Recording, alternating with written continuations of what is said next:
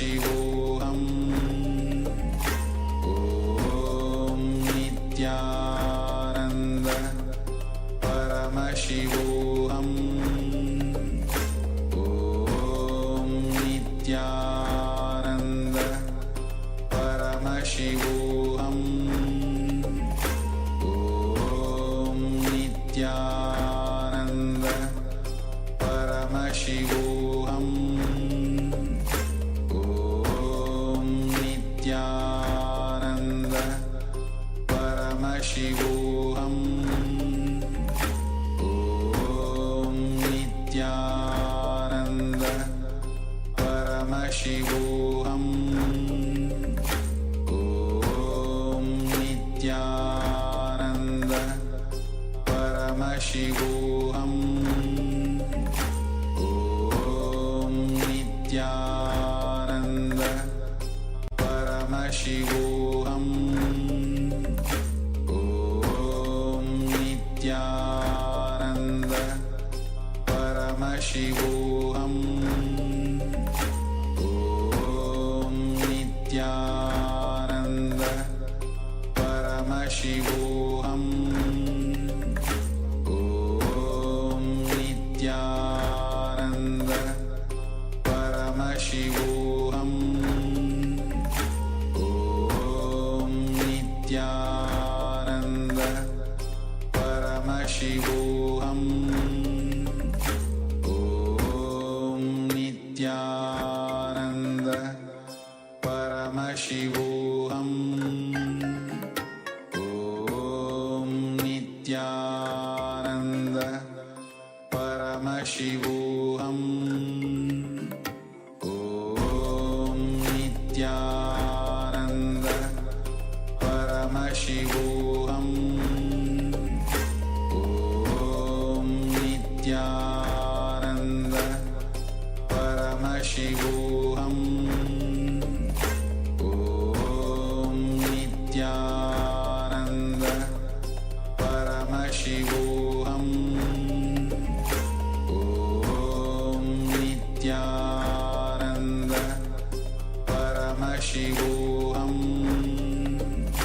Om Nityananda Paramashivoham. Nityanandam. We welcome all the Paramashivoham Level 2 participants to the first session of the day, Nityananda Yoga. During this Glimpses of Paramashivoham, we are going to perform the Dvitiya Vinyasa Krama, the 308 asana sequence of Kailasas Nityananda Yoga. Requesting all the participants to please settle down on their yoga mats and get ready. Have your Panchapatram and Uddani ready. One cup and a spoon and some water for the ritualistic cleansing. Wear your Abharanam, your Vidakshamala, and apply the Vibhuti and Kumkum. All the male bodies, please remove your upper cloth and apply the Vibhuti on the 16 places over your body. All the female bodies, please apply it on your forehead if you have it available. Let us all now sit straight with our head, neck and spine in a straight line. The hands in Namaskara Mudra in front of the heart center. Close your eyes, take a deep breath. Visualize Swamiji in your inner space as we open the session with a Satguru Vandanam. Nityanandam Paramasukadam Kevalam Jnanamurtim Dvandvaditam Gaganasadusham Tattvamasya Ekam Nityam Vimalamachalam Sarvadi Sakshibhutam Bhavatitam Trigunarahitam Sadgurum Tam Namami. Next, we are going to invoke Paramashiva's presence by chanting the Shiva Mula mantra Om Ham Ham Shivaya Namaha 11 times. Please follow along internally. Om Ham Ham Shivaya Namaha. Om Ham Ham Shivaya Namaha. Om Ham Ham Shivaya Namaha. Om Ham Ham Shivaya Namaha. Om Ham Ham Shivaya Namaha. Om Ham Ham Shivaya Namaha. Om Ham Ham Shivaya Namaha. Om Ham Haum Shivaya Namaha. Om Ham Haum Shivaya Namaha. Om Ham Haum Shivaya Namaha. Om Ham Haum Shivaya Namaha. Next, let us perform the Tattvachamanam, the ritualistic cleansing. Take your Panchapatam and Udani and keep your right hand in the Gokarna Mudra in the shape of a cow's ear. Take one Udani, 1 spoon of water, pour it into your right palm, and each time the word Swadha is chanted, sip the water from the bottom of your palm and take another Udani of water into your hand for a total of 3 times. Om Atmatattvam Shodhayami Swadha. Om Vidyatattvam Shodhayami Swadha. Om Shivatattvam Shodhayami Swadha. Now wash your right hand with the water from the Panchapatam and wipe your lips twice with the bottom of your right thumb as you chant. Om Ham Hridayaya Namaha. Now wash your hand again. With index, middle and ring fingers joined together, touch above the upper lip and below the lower lip. Then wash your hand again. With your index finger and thumb, touch your right nostril and left nostril. With your little finger and thumb, touch your right eye, your left eye, your right ear and your left ear. Then wash your hand again. With little finger and thumb, touch the navel, the right chest and the left chest, and with all your fingertips joined together, touch the crown of your head, the right shoulder, the left shoulder and your heart center. Now wash your hand again. Now place the right hand over the left and place both hands on the right thigh. Close your eyes and make a sankalpa, make a conscious resolution, what you are going to manifest in today's ritual of Nityananda Yoga as we open this session, chanting the sankalpa mantra. Mamopata samasta Duritakshaya Dwara Bhagavat Sri Nityananda Paramashiva Prityartham Sri Nityanandeshwari Paramashiva Shakti Sameta Sri Nityanandeshwara Paramashiva Prityartham Cha Adhya Purvokta Evam Guna Visheshena Vishishtayam Asyam Shubhaditau Purana Arokya Yukta Dridhagatra Yogika Sharira Siddhyartham Paramashiva Shakti Avishkaranartham Nityananda Yoga Abhyasam Karishye. Now wash your right hand once more. Om Abhopasprishya. And then keep your Panchapatam and Udani aside, out of harm's way, so we can safely enter into this ritual of Nityananda Yoga.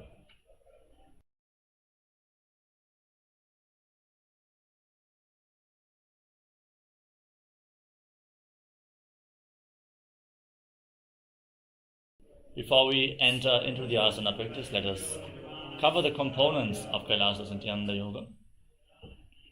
Starting off with asana, the physical body postures, aligning your physical body to Paramashiva, to the cosmic geometry, bringing strength to your muscles and flexibility, awakening the Kundalini Shakti intensely.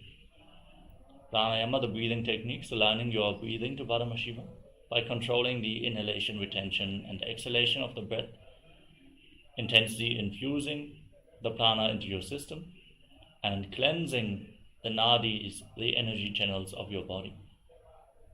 Bandhas, the energy locks, prevent the prana from seeping out into the space around you and direct the flow upwards along your spine to the higher energy centers. The bandhas we are going to perform are the Mula Bandha, the root block, contracting the perineal floor and pulling it inwards, preventing the prana from seeping out at the bottom of your spine. Uddiyana Bandha, the abdominal lock, contracting the muscles above and below the navel and pulling the stomach in and up towards your spine, directing the prana flow upwards.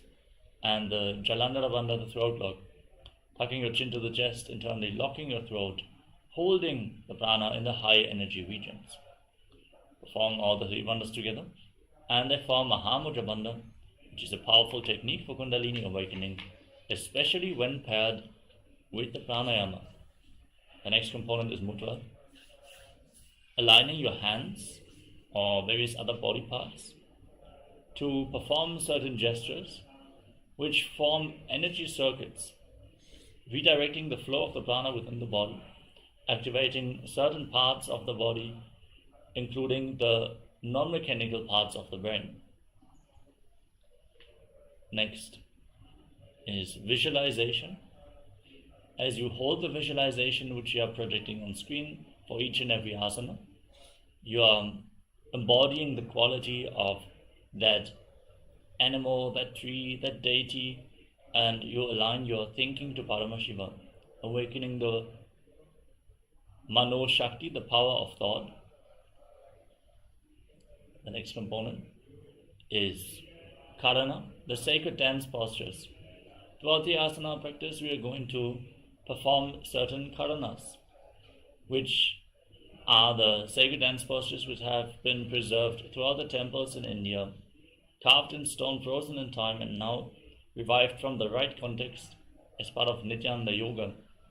Moving your body gracefully, moving all the body parts in synchronicity, aligned to the cosmic body movements, brings intense awareness into every single part of your body, and it leads to a subtle but intense breathing flow, which intensifies the prana uptake with every single breath. The next component is japa, the internal repetition of mantras. Throughout the asana practice, we are going to project certain japas in the bottom left corner of the screen. Intensely, continuously chant these mantras in your inner space without striking a sound. Visualize the japa rotating around your throat in a circular manner, cleansing your Vishuddhi chakra and activating Vak Shakti, the power of speech, as you align your speech to Paramashiva. The next component is the external chanting of mantras. Align your listening to Paramashiva as you listen in to our Acharya, who is chanting the Sanskrit references, the Shastra Pramana, for all the asanas, including their instruction and benefits. Listen in deeply. Even if you do not understand the Sanskrit language, Sanskrit has a phonetic power which will awaken certain energies within your body by merely listening to it. So, listen in deeply. The next component is weightlifting. Bodybuilding is a spiritual practice as per the Supreme Pontiff of Hinduism.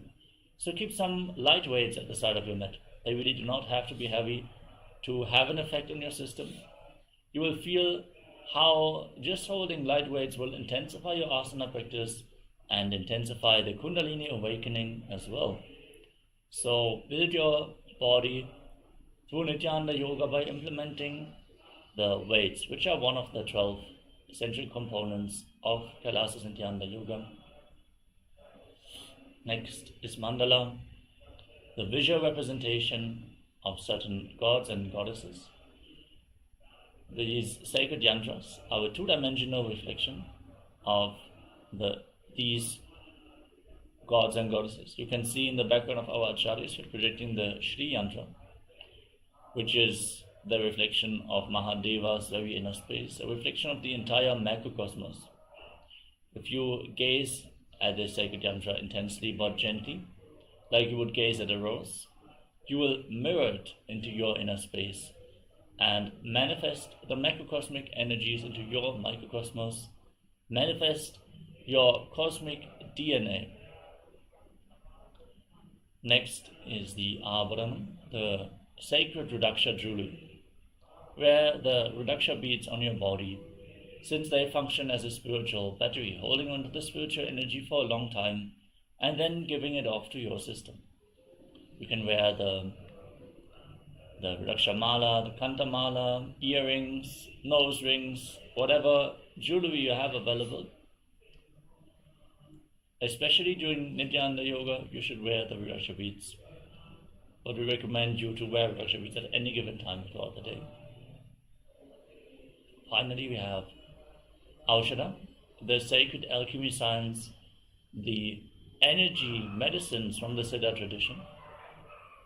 These sacred medicines, applied on your skin or ingested into your body, infuse intense prana into your system, which is capable of curing even chronic diseases. So apply the vibhuti, apply the kumkum. Once more, you want to recommend and remind all the male participants to please remove your upper cloth for this ritual of Nityananda Yoga. With all the components covered, let us get ready for the first asana of the sequence, So settle down on your yoga mats and let's get ready.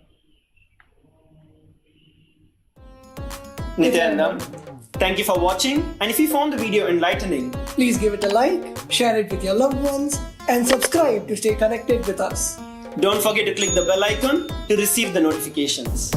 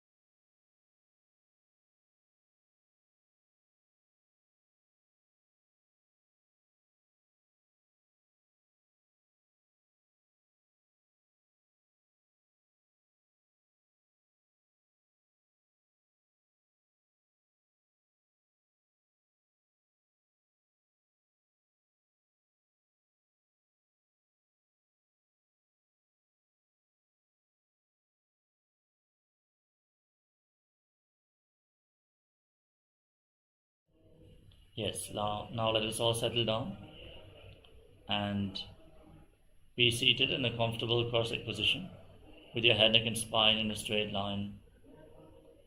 Hands in Bindu Mudra on top of the knees. Engage Mahamudra Bandha, all three bandhas, the root lock, the abdominal lock and the throat lock perform together. Visualize Lord Shiva in your inner space as you breathe in Samana Kumbhaka. Inhale deeply into your navel region. Hold your breath after the inhalation, then exhale fully, and hold your breath again after the exhalation.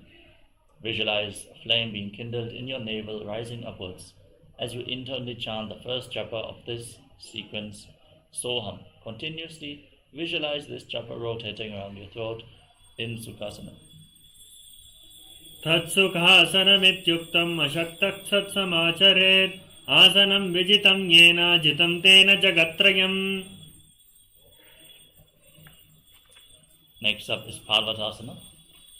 Now place your feet on top of opposite thighs. Join your palms and raise your arms up in Anjali Mudra. Engage Mahamudra Bandha, all three bandhas, and visualize yourself as Mount Kailash in Parvatasana. अथ वक्षे महादेव पर्वतासनमङ्गलम् यत्कृत्वा स्थिररूपी स्यात् षट्चक्रादिविलोपनम्. Next up is Halipavasana. Now extend your feet away from the body.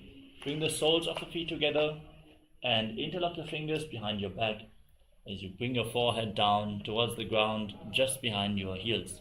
Lean down as low as possible. From your hip, try to keep your back straight. This will help you to bring the stretch into your hip region. Gaze towards the tip of your nose. Engage Mahamudra Bandha, all three bandhas, and visualize Swamiji in your inner space in Halipavasana.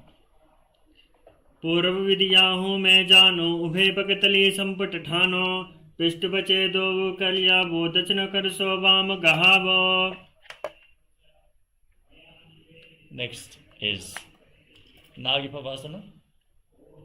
Now, with the soles of the feet together in front, extend your arms out, cup your palms and place them on the ground in front of the feet and lean down behind the heels again. Try to touch your forehead to the ground. Gaze to your nose. Perform Mahamudra Bandha, all three bandhas, and visualize yourself as a snake in Nagipavasana. पूर्व विधि परियागाने नीचो हो ये खलहु निपनास्यो लगाई.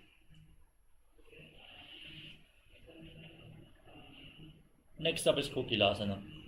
Now, keep your hands in Prana Mudra. Extend index and middle fingers and hold your little fingers and ring fingers with your thumbs. Now catch the big toes and extend the legs forward and up and then cross them into Padmasana. Lean forward and down onto your elbows. Engage Mahamudra Bandha and visualize yourself as a bird in Kokilasana. अधान्यधासनं वक्षे येन सिद्धो भवेन्नरः अकस्मात् वायुसञ्चारं कोकिलाख्यासनेन च.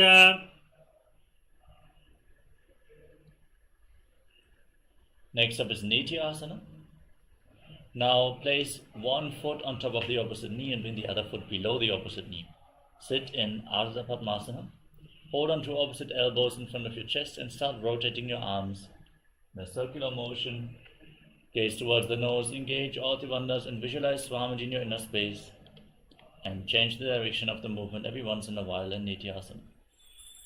घोड़ा बावा पादकी आसमाहिली सोया दचरण को बारलो ताप्रकल्प समोया.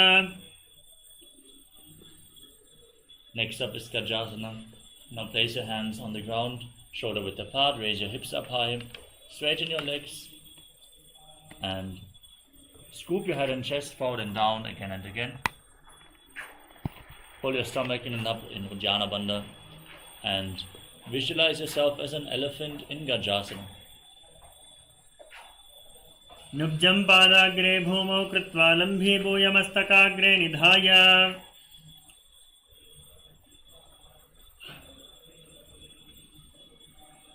From the same position, now push one heel to the mat and lift the other heel up, alternating on both sides again and again. Perform Uddiyana Bandha and visualize yourself as a bear in a Rikshasana. एकैकं पादमाकुञ्च गजासनं कुर्यात् रक्षासनं भवति. Next up is Vaishyasana. Stand up, stand on the tips of your big toes, or the tips of the toes. As you bring your hands to the chest in Hridaya Mudra with index, middle and ring fingers joined together. Pull your stomach in and up in Uddiyana Bandha and visualize Swamiji in Vaishyasana. केशेन पादयुगलं बद्ध्वातिष्ठे दधोमुखः अधवैष्यावक्षे यत्कृत्वा सत्यवान् भवेत्.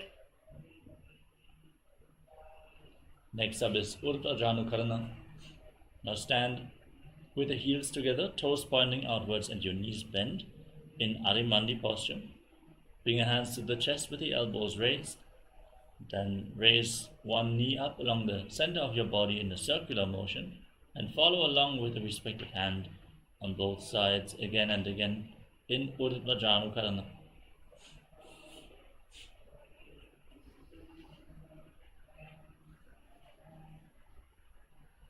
Next up is Balalingasana.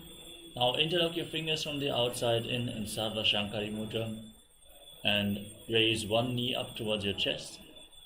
Pull it close with your hands, stand straight, engage all the bandhas and visualize yourself holding a baby in Balalingasana. एकं जानोरसि आलिङ्ग्य स्थातव्यं बाललिङ्गनं भवति. Now pull the foot behind towards your buttocks with both hands interlocked in Parashamudra. Engage all the bandhas, Mahamudra Bandha, as you visualize Swamiji in Padapidanasana. स्थित्वैकस्मिन् पादतले कराभ्यां वेष्टयेत्तनं पृष्ठे संस्थाप्य यत्नेन पादपीडनमासनम्.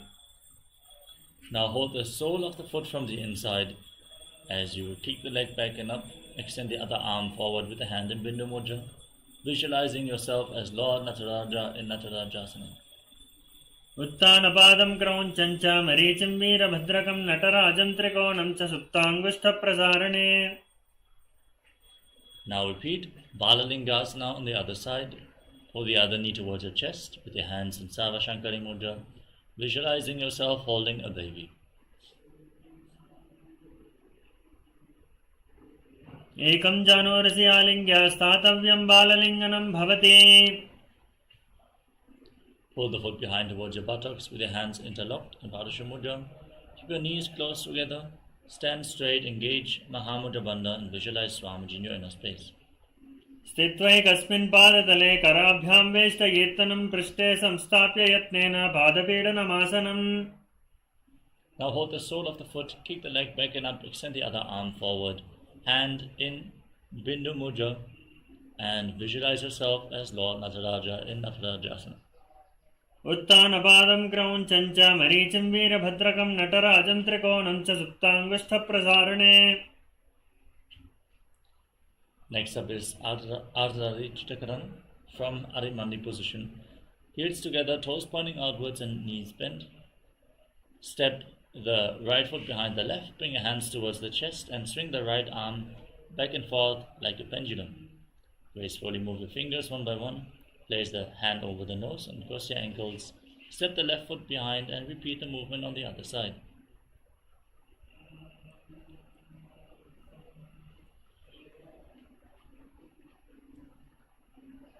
Next up is the skeleton dance. Now, visualize yourself as a skeleton and shake your body intensely.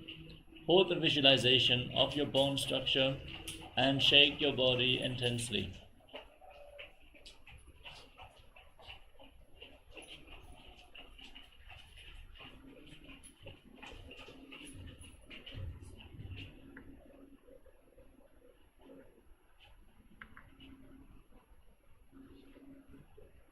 Next up is Katichinna Karana from Arimandi position.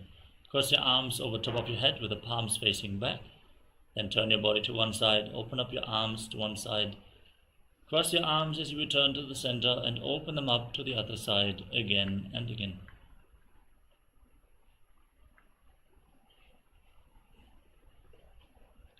The next asana is Tadasana. Now stand on the tips of your toes and raise your arms up parallel above your head. Engage all three bandhas, Mahamudra Bandha. Visualize yourself as a palm tree as you internally chant the Nuchapa Shivoham in Tadasana. Mahamudra Baddha Kono Tadasana Vibhedakan Vinotta Ananjada Kurya Dantarvatni Patipriya. Now lean forward and down. Place your palms on the mat if you can. Otherwise, just lean down as low as possible. You can hold onto your calves and pull yourselves closer towards your knees. Try to touch your head towards the knees as you engage Mahamudra Bandha, all three bandhas, and visualize Swamiji in Uttanasana. Mahamudra Baddha Kono Tadasana Vibhedakan Vinotta Ananjada Kurya Dantarvatni Patipriya. Now walk your hands forward and step your feet back into a tall plank position. Lock your throat in Jalandhara Bandha and start rotating your head from side to side. Visualize Swamiji in your inner space in Tarakshasana. Gajasanavastitva mastakam varam varam dakshina kukshim savya kukshim nayet tarakshvasanam bhavati. Now lower your body down onto your stomach. Keep the hands at the side of the shoulders. Raise your head and chest and open up your mouth, inhaling through the hollow of your throat in Bhujangani Mudra as you visualize yourself as a cobra in Bhujangasana. Angushtana viparyantam madhobhomo vininyaset karabhyansa dharam dhritva urdhasheshah panivahi. Now push your body back up into the plank position and alternate pulling your knees in towards your chest, back and forth. Visualize Swamiji and breathe calmly through your nose, leading the prana along your spine, holding the breath on and off along the various chakras in Sahaja Kumbhaka in Shashasana. Gajasana samsito janudvayamakuncha varam varam kartavyam shashasanam bhavati. Now step one foot forward in between the two hands and simultaneously jump the front foot back and bring the other foot to the front, visualizing yourself pulling a chariot in Adatasana. Gajasana samsito ekekam padam puro margena bhramayitva kartavyam rathasanam bhavati. Now rise up. Keep one foot at the front with the knee bent at a 90-degree angle, the back toes facing sideways, knees straight. Extend your arms up above your head, pull your stomach in and up in Uddiyana Bandha. Gaze up and visualize yourself as Lord Virabhadra in Virabhadrasana. Vasishtamadakaundhinyam urdhvakukkutameva ashta vakramatotthanam mayuram setu bandhanam. Now exchange the position of your feet.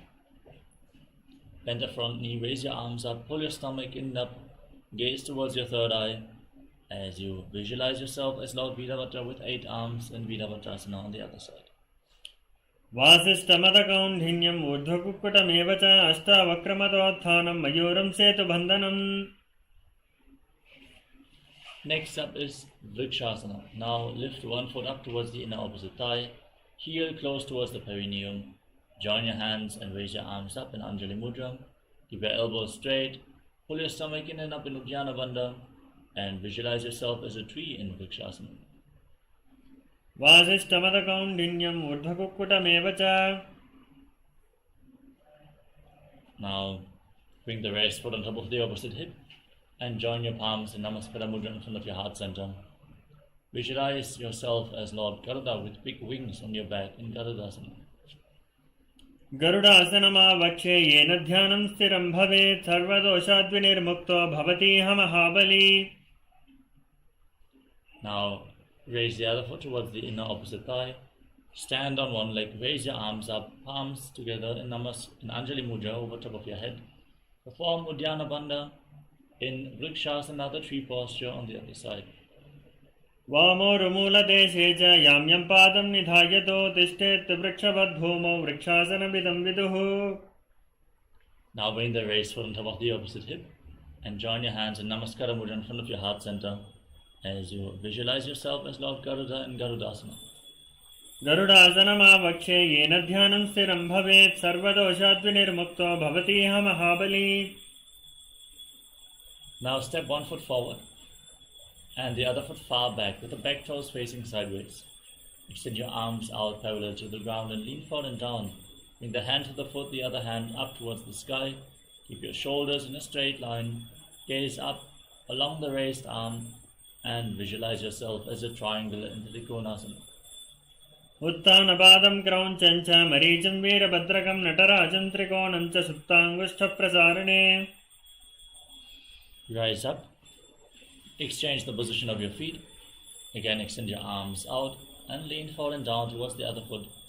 Gaze up along the raised arm into the Trikonasana, the triangle posture on the other side. उत्थानपादं क्रौञ्चं च मरीचिं वीरभद्रकं नटराजं त्रिकोणं च सुप्ताङ्गुष्ठप्रसारणे.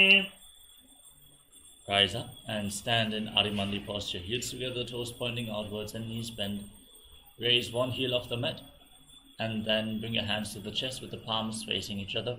Stomp the raised heel to the ground, lift the other heel up and exchange the position of your hands in front of your chest again and again.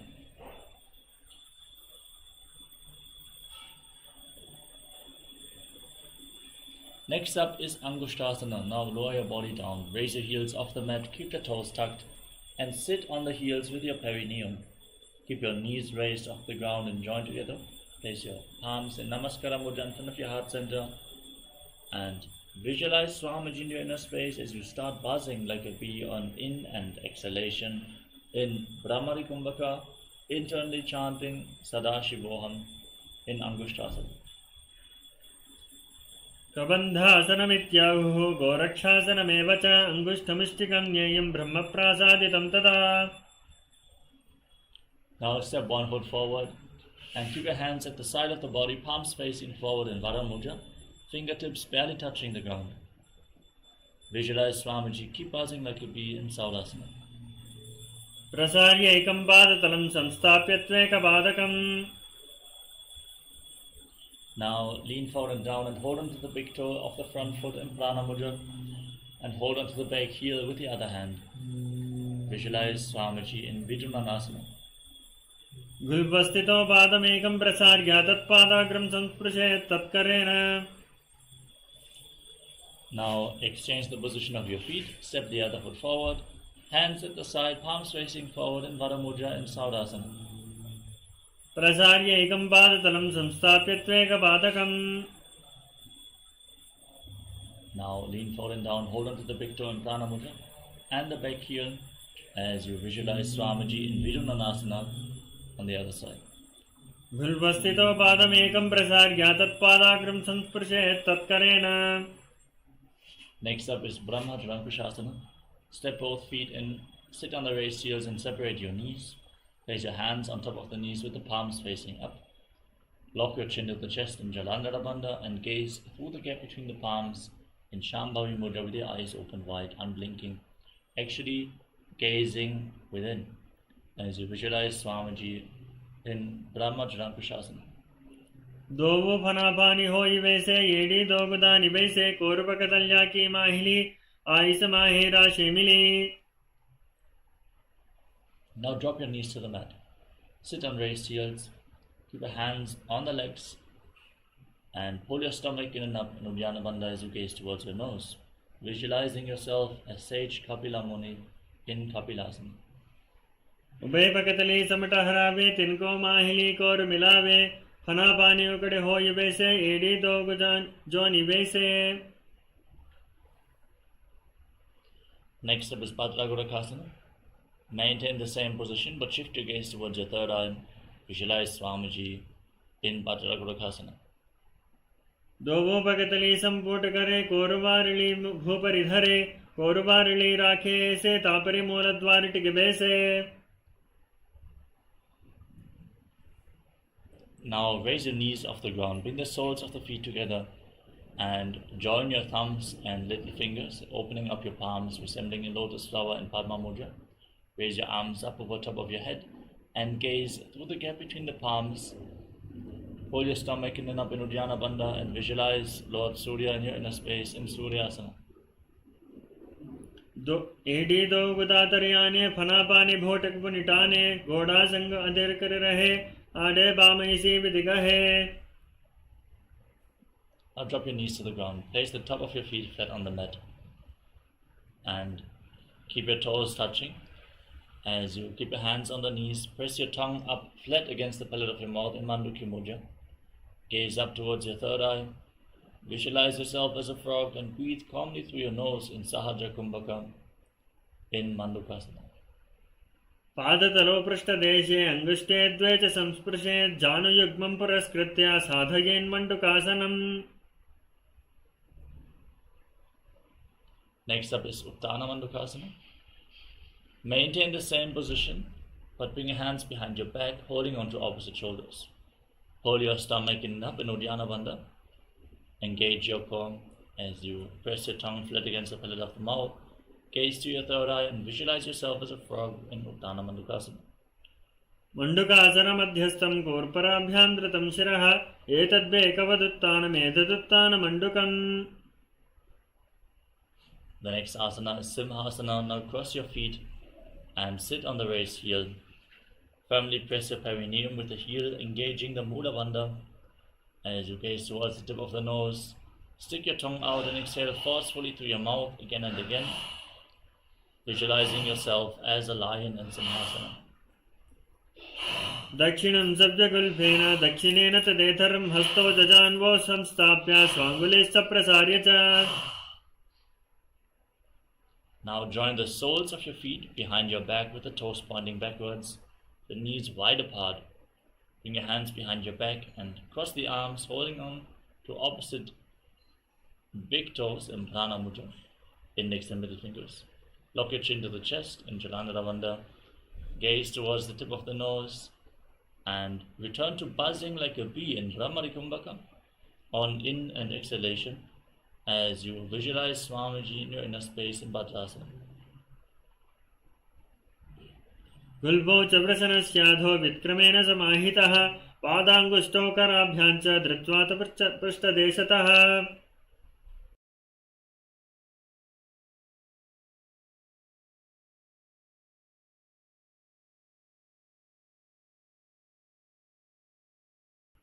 Now place your feet flat on the mat. Bring your arms in and around the raised knees and interlock your fingers behind your back in Parashu Mudra. Gaze towards the tip of the nose and visualize yourself as a crow in Kakabhushamji Asana. प्रथमे वैसको करठाने दोवो हाथ पगम वेच्याने. Next up is Kanipavasana. Place your palms on the mat. Bring your knees onto your arms towards your armpits. Raise your hips, straighten your legs and lean forward, lifting your feet off the mat. Balance on your arms as you visualize Swamiji in Kanipavasana. आसन Kogan आसी तुषिता होई तो आची होई. Next up is Kapali Asana. This is going to be the first inverted posture of the sequence, so take the necessary precautions. If you suffer from any injuries like neck or spine injuries, have high blood pressure or any other cardiovascular diseases, please take it slow with the asanas, especially the intense asanas like headstands. Consult your doctor and ensure that this is safe for you before you take any unnecessary risks. The same applies to women who are currently in pregnancy or suspect they might be pregnant. For all the pregnant women, also please don't perform any of the forward bends. Now, with this said, we request all the participants to please still be authentic and challenge yourself and find ways how you can support yourself. If you have a partner by your side, they can assist you in the performance of the headstands by holding your legs, supporting you with your balance, or you can also lean against a wall for support. Now let us enter into Kapalyasana. Place your hands on the ground, bring your head on the mat, form a triangle between your head and your hands, bring your knees onto your elbows, then align your hips and your shoulders and raise your legs up into a headstand. Gaze to the tip of the nose, visualize Swamiji and keep buzzing like a bee in Brahmari Kumbhaka in Kapalyasana. Sisi धरती ढेकी पकड़ो वो मिले वो चाकू करे. Gently lower your legs down. Come to a squatting position.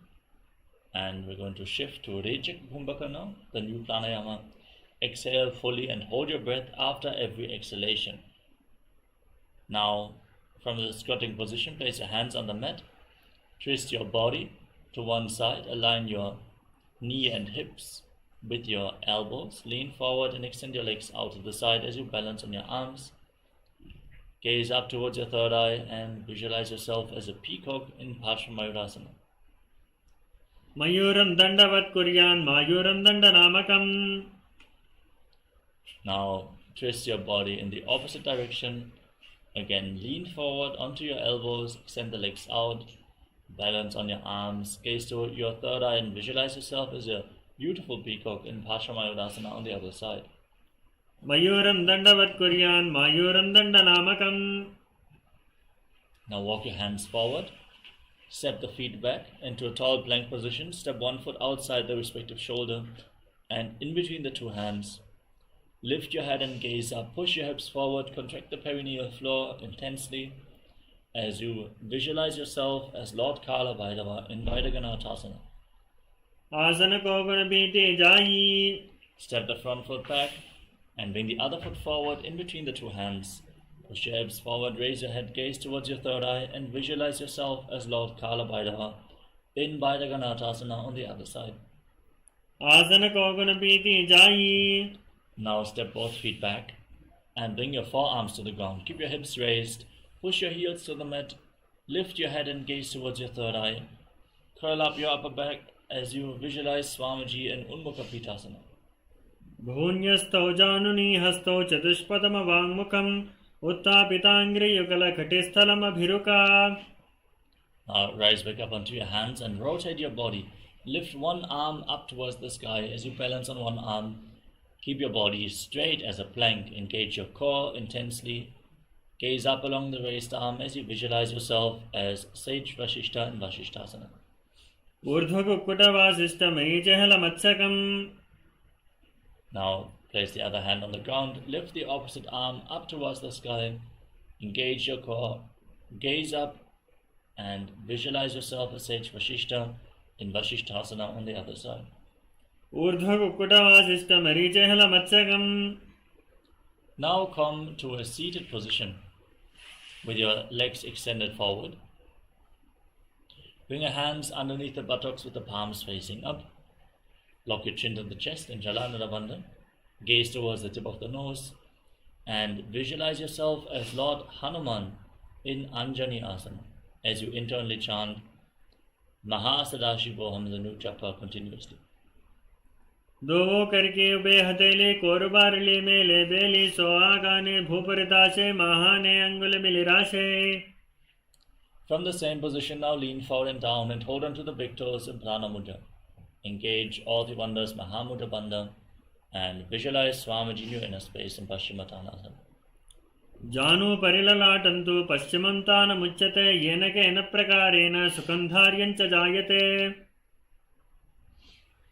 Now interlock your fingers around your neck and lean forward and down. Bring your head in between the knees and the elbows outside the legs, or lean down as low as possible. As you engage Mahamudra Bandha, engage your core and visualize Goddess Kali in your inner space in Ugrasana. स्वपानिभ्यां दृढं धृत्वा जानूपरि शिरोऽन्यसेत् आसनोऽक्रमितं प्रोक्तं भवेदनिलदीपनम्. Now rise up and step one foot in towards your body. Heel against the perineum, knee raised. Bring your arm in and around the waist knee and interlock your hands behind your back as you visualize yourself as Sage Marichi in Marichi Asana. उत्तानपादं क्रौञ्चं च मरीचिं वीरभद्रकं नटराजं त्रिकोणं च सुप्ताङ्गुष्ठप्रसारणे.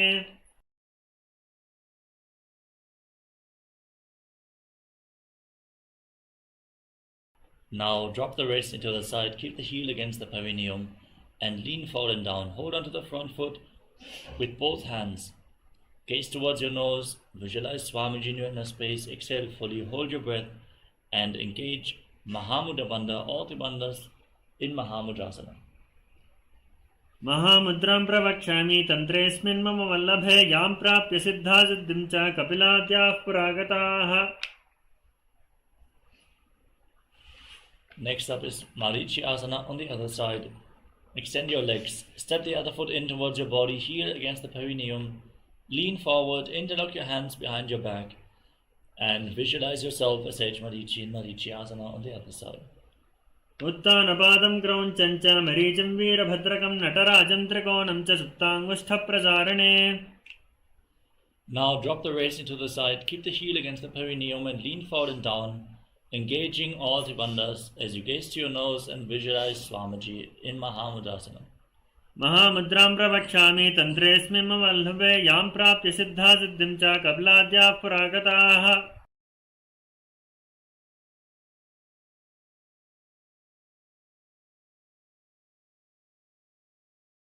Now bring the soles of the feet together, interlock your fingers around the toes and pull your heels against your perineum. Shift your gaze up towards your third eye. Push your knees to the mat and visualize Swamiji in your inner space in Bhadrasana 2. गुल्फौ तु वृषणस्यादः सीवन्याः पार्श्वयोः क्षिपेत् पादपार्श्वे तु पाणिभ्यां दृढं बद्ध्वा सुनिश्चलम्. Next up is Kvalipavasana. Now slightly extend your feet away from the body, keep your toes together, the heels apart, lock your chin to the chest in Jalandhara Bandha and gaze towards the tip of the nose, visualizing Swamiji in Kvalipavasana. पूर्वचरपट चौक कह्यो सोही वाही विधि जो कीजे सोही. Next up is Joni Asana. Now bring your feet back in towards your body, hold onto the soles of the feet with all 10 fingers and lean forward and down. Place your head on the mat, gaze to your nose and visualize the Yoni Mandala, the visual representation of Devi, Paramashiva Shakti in Joni Asana. दोवोपकतली संपूट करे एडे made के डिंग धरे अर्धहात को अंतर राशे लिलाट पकतल्या उपरिदाशे. Next up is Midaki Pavasana. Extend your feet away from the body, heels together, toes apart. Extend your arms out to the side and lean forward and down. Place your forehead on the ground behind your heels. Gaze towards the tip of the nose as you visualize Swamiji in your inner space. पूर्व विधि परिपकतली संपूट सोली एडी मिली राशे. Next up is Siddha Samadhi Asana. Bring your feet in towards your body. Scoop your hands below the shins, palms facing up and rest your chin on the ground in front of your toes with your toes against your throat. Gaze towards the tip of the nose and visualize Lord Surya in Siddha Samadhi Asana. दोवोपकतली संपूट करे सोले made आगा में धरे अंगल आट अंतरो राशे AD को ऐसे विदिदाशे. Next up is Chinaki Pavasana. Now hold on to your feet and keep the heels together, toes apart. Open up the feet like a book as you press your elbows down onto your thigh. Gaze towards the tip of the nose and visualize Swamiji in your inner space in Chinaki Pavasana. दोवोपका की AD धरती मगिवा made लगावे पकतली माहिली core अंगूठा की सदी सूद जोड़े. Next up is Charapata Chokasana. Now keep the soles of the feet together, place your hands on the respective knees and gently push them down towards the ground as you pull your stomach in and up in Uddiyana Bandha. Gaze up towards your third eye and visualize Swamiji in Chadapata Chokasana. दोवों पकतली संपुट धारे आगाने चरजार पसारे. Next up is Bhairavasana. Now, with the soles of the feet together, rotate your feet. You can use the support of your hands if needed. Push the knees to the ground, hands on the respective knees in Bindu Mudra. Pull your stomach in and up in Uddiyana Bandha and gaze towards your third eye as you visualize yourself as Lord Kala Bhairava in Bhairavasana. गुल्फो संपीड्य चान्योन्यं मित्रमेणोत्थितं शनैः. Next up is Samanasana. Now keep one heel against your perineum and lift the sole of the other foot against your chest. Gaze up towards your third eye as you visualize Swamiji in your inner space. Exhale and hold your breath in the Muladhara chakra in Samanasana. समानासनमावक्षे सिद्धमन्त्रादिसाधनात् एकपादमरो दत्वा गुह्योऽन्यल्लिङ्गवक्त्रके. Next up is Apanasana. Now lift the leg over top of your shoulder. Keep your hands at the side of the body and extend the other leg forward and up. Gaze towards your third eye and visualize Swamiji in Apanasana. केवलं पादमेकं च स्कन्धे चारोप्य यत्नतः एकपादेन गगने तिष्ठेति दण्डवत् प्रभो.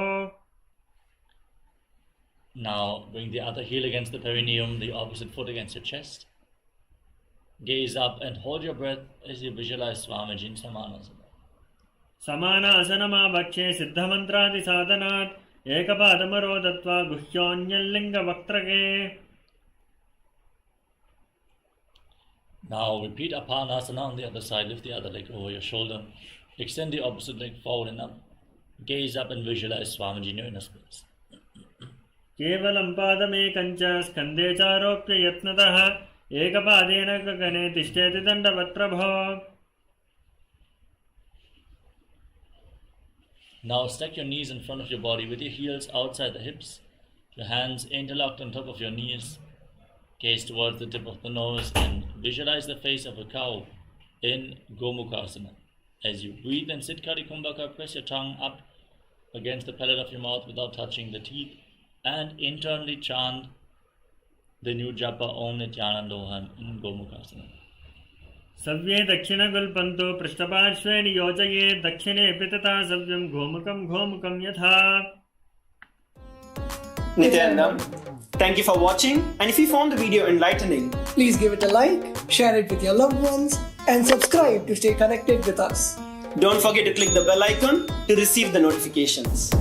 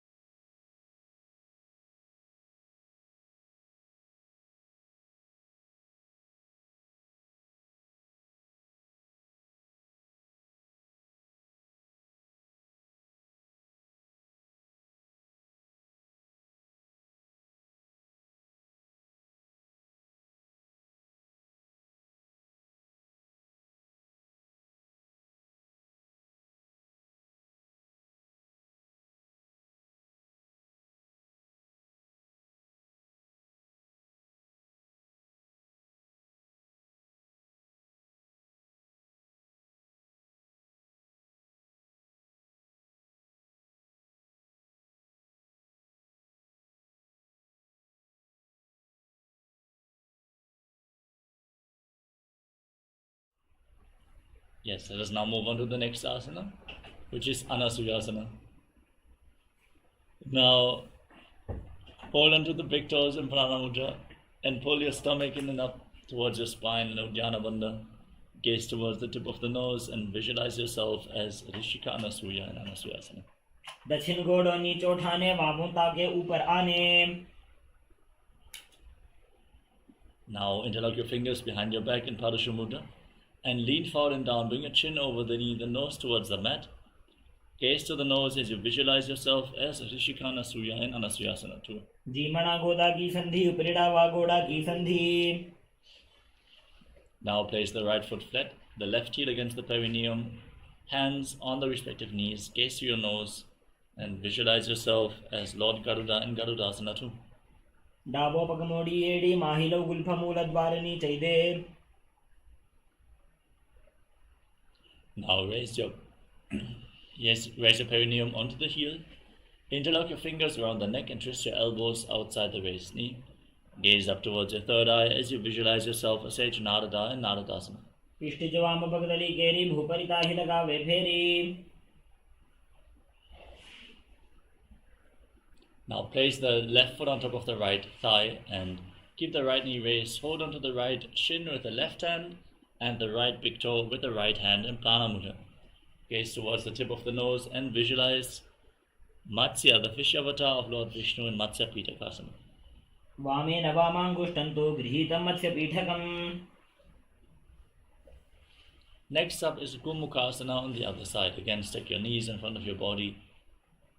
With the other knee on top this time, interlock your hands on top of the knees.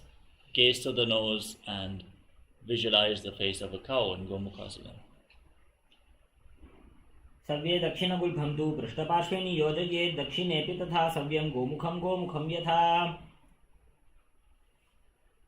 Next up is Anasuyasana. Now hold on to the big toes in Prana Mudra. Pull your stomach in and up in Uddiyana Bandha. Gaze to your nose and visualize yourself as Rishika Anasuya in Anasuyasana. दक्षिण गोड़ और नीचे उठाने, बाहों ताके ऊपर आने. Now interlock your fingers behind your back and lean forward and down. Place your nose to the ground as you visualize yourself as Rishika Anasuya in Anasuyasana too. जीमणा गोदा की संधि, उपरिड़ा वागोड़ा की संधि. मिलाई राशे गोड़ा सिवले पकथल्यालो आड़वाई सुधा राशे. Now rise up, place the left foot flat on the mat, the right heel against your perineum, hands on the knees, gaze to your nose, and visualize yourself as Lord Garuda in Garudasana too. डाबो पगमोड़ी एड़ी माहिलो गुल्फमूल द्वारनी चैदे. Now interlock your fingers around your neck and twist your elbows outside the raised knee as you sit on the heel with your perineum. Twist your elbows outside the raised knee, gaze up and visualize yourself as Sage Narada in Naradasana. पिष्ट जवाम पगदली केरी भूपरिता ही लगावे फेरी. Now place the right foot on the left thigh, keep the left knee raised, hold onto the left chin and the left big toe as you gaze to your nose and visualize Matsya, the fish avatar of Lord Vishnu in Matsya Pitakasana. वामेन वामांगुष्टंतो गृहीतं मत्स्य पीठकं. योनि वामेन संपीड्य मेढ्रादुपरि दक्षिणम्. Next up is Matsyendasana. Send your legs out, then place the left foot on the right thigh, raise the right knee. Twist your left elbow outside the raised knee, keep the hand by the neck, the other hand on the ground behind you for support. Gaze up towards your third eye and visualize Sage Matsyendasana in Matsyendasana. उदरं पश्चिमाभासं कृत्वा तिष्ठति यत्नतः. नम्राङ्गं वामपादं हि दक्षजानुपरि न्यसेत्. Now extend the front hand down towards the foot, elbow outside the raised knee, and place the other hand on the respective ear. Gaze up towards your third eye and visualize yourself as a camel in Kubasana. आसन को गुण झोलो जाए. Next up is Matsyendasana 2. Extend the hand from the ear to the ground behind you. Keep holding onto the front foot. Gaze up and visualize Sage Matsyendasana in Matsyendasana 2. Matsyendra पीठं जडर प्रदीप्तिं प्रचंड रुक्मंडल खंडनास्त्रम्. Next up is Matsyendasana. On the other side, place the right foot on the left thigh, raise the left knee, right elbow outside the knee, hand by the neck, the other hand on the ground behind you. Gaze up and visualize Sage Matsyendasana. उदरं पश्चिमाभासं कृत्वा तिष्ठति यत्नतः नम्राङ्गं वामपादं हि दक्षतानुपरिन्यसेत्. Extend the front hand down towards the foot, hold onto the big toe, and place the other hand on your ear. Twist your spine and gaze up, visualizing yourself as the camel in Kupasana. आसन को गुण झोलो जाए. Now drop the hand from the ear to the ground behind you, gaze up, and visualize Sage Matsenanata and Matsendasana too. मत्स्येन्द्रपीठं जठर प्रदीप्तिं प्रचण्डरुक्मण्डलखण्डनास्त्रम्. Next up is Padukasana. Now is using Padmasana. Place your feet on top of opposite thighs. Keep your hands flat on the knees. Gaze towards the tip of the nose and engage Mahamudra Bandha or the bandhas, visualizing yourself as Lord Shiva. Breathe in Sitali Kumbhaka, which is pushing your tongue to the lips and inhaling through your mouth. Internally chant Om Nityananda Mahasadashivoham in Padmasana. आसनं द्विविधं प्रोक्तं पद्मं वज्रासनं तथा.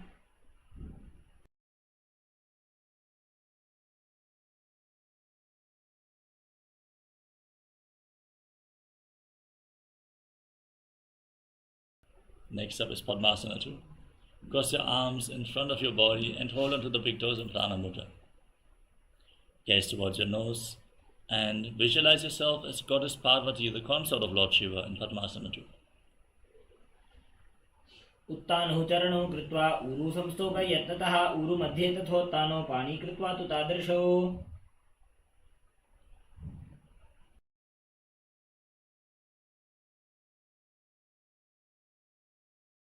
Next up is Kukutasana.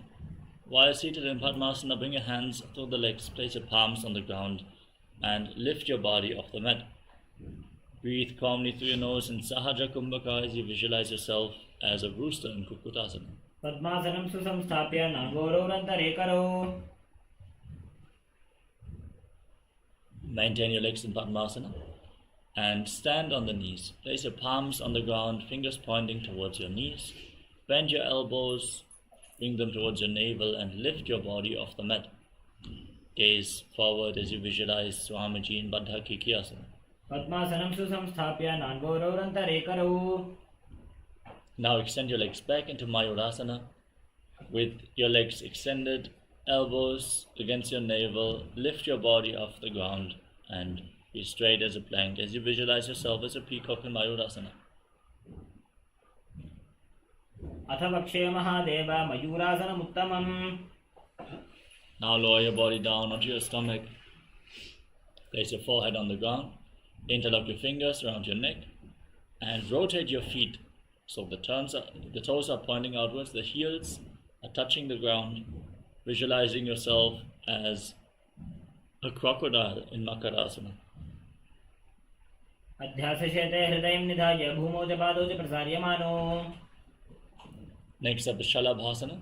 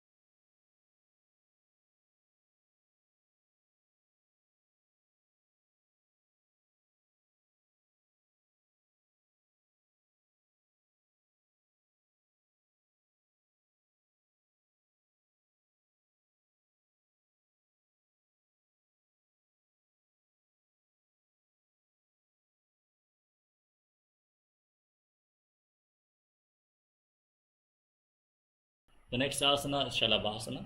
Now place your hands on the ground next to your shoulders and lift your legs off the ground completely, including your knees. Hold this posture as you visualize yourself as a locust in Shalabhasana. अध्यासशेते करयुग्मवक्षो भूमिमवष्टभ्य करयोस्तलाभ्याम्. Next up is Ushtasana. Now hold on to your feet and pull them outside your hips. Push the knees to the ground and visualize yourself as a camel in Ushtrasana. अध्यासशेते पदयुग्मव्यस्तं पृष्ठे निधायापि धृतं कराभ्याम्.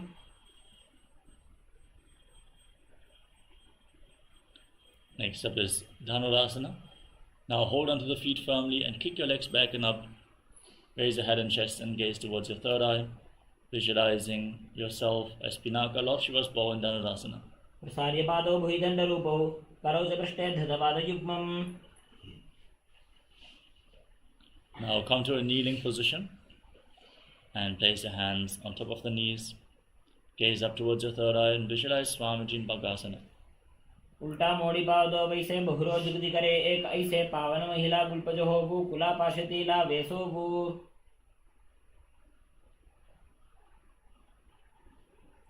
Next up is Gohyasana. Now from the kneeling position, place your forearms on the ground. Get ready for another inverted posture. With your elbows shoulder width apart, interlock your fingers and place your head on the ground. Support it with your hands. Raise your hips. Straighten your legs. Align the hips and your shoulders and lift your legs off the ground, pulling your knees in towards your chest. Gaze towards the tip of the nose and visualize Swamiji as you try to touch your knees against your chin in Gohyasana. दो हाथ की कहोनी जोजी पुनः कलाई जाने दोई. Next up is Shirshasana. Now extend your legs up straight and balance. Straighten your entire body. Breathe calmly as you gaze towards the tip of your nose and visualize Swamiji in Shirshasana. अध्यासशेते हृदयं निधाय भूमौ च पादौ च प्रसार्यमानौ. Gently lower your legs down and come to a seated position with your legs extended forward. Keep your hands underneath the buttocks with the palms facing up. Hold on to your calves and extend your legs forward and up as you exhale rapidly. Then Vastika Kumbhaka again and again. Throughout the next few asanas, starting off with Podhyasana, visualize Swamiji in your inner space. दो हाथ पग बाहर आने घोड़ा तरे का कसी ठाने. Now bring your hands behind your back. Hold on to opposite shoulders as you gaze up towards your third eye and visualize yourself as a mace in Parikasana. उत्तानं शयनं कृत्वा पादौ मिलित्वा प्रसार्य. Now extend your arms out in front, parallel to the ground. Keep your legs raised, gaze up and visualize yourself as a boat in Naukasana. उत्तानशयनं कूर्पराभ्यां भूमिं वष्टभ्याम्. Now pull your feet against your chest as you scoop your hands below. Gaze towards the tip of the nose, rapidly exhaling in Vastika Kumbhaka, visualizing yourself as Lord Rudra in Udrasana. पकतली संपूट करी हाथस्य पक ऊंचाई. Now breathe calmly. Lay on your back. Place your feet flat. Keep the knees raised. And place your palms on the ground just behind your heels. Push your hips up high. Contract the perineal floor and lock your throat. Hold your breath in Moksha Kumbhaka as you gaze to your nose. And visualize Swamiji in Unmukha Pitasana too. ऊर्ध्वे च जानुनी कृत्वा शवित्वोर्ध्वमुखं तथा उत्थाप्य हस्तौ तिष्ठेत्तु पीठ उन्मुखनामके. Now lay down flat on your back. Keep your hands at the side of the body, palms facing up. And breathe calmly. Perform the Shakti Chalan Mudra. Pull the Kundalini Shakti up from the bottom of your spine all the way to the crown of your head, from the Muladhara to the Sahasrara Chakra. In Shivasana, unclutch from any micro movements of the body and mind. No movements internally or externally. As you visualize your body is dead and Swamiji, the Supreme Pontiff of Hinduism, is liberating you. Internally chant Om Nityananda Paramashivoham.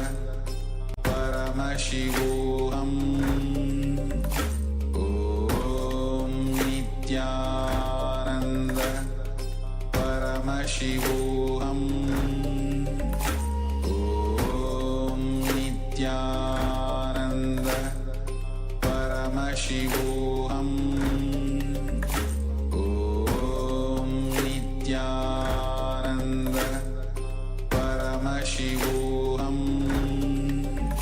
Om Nityananda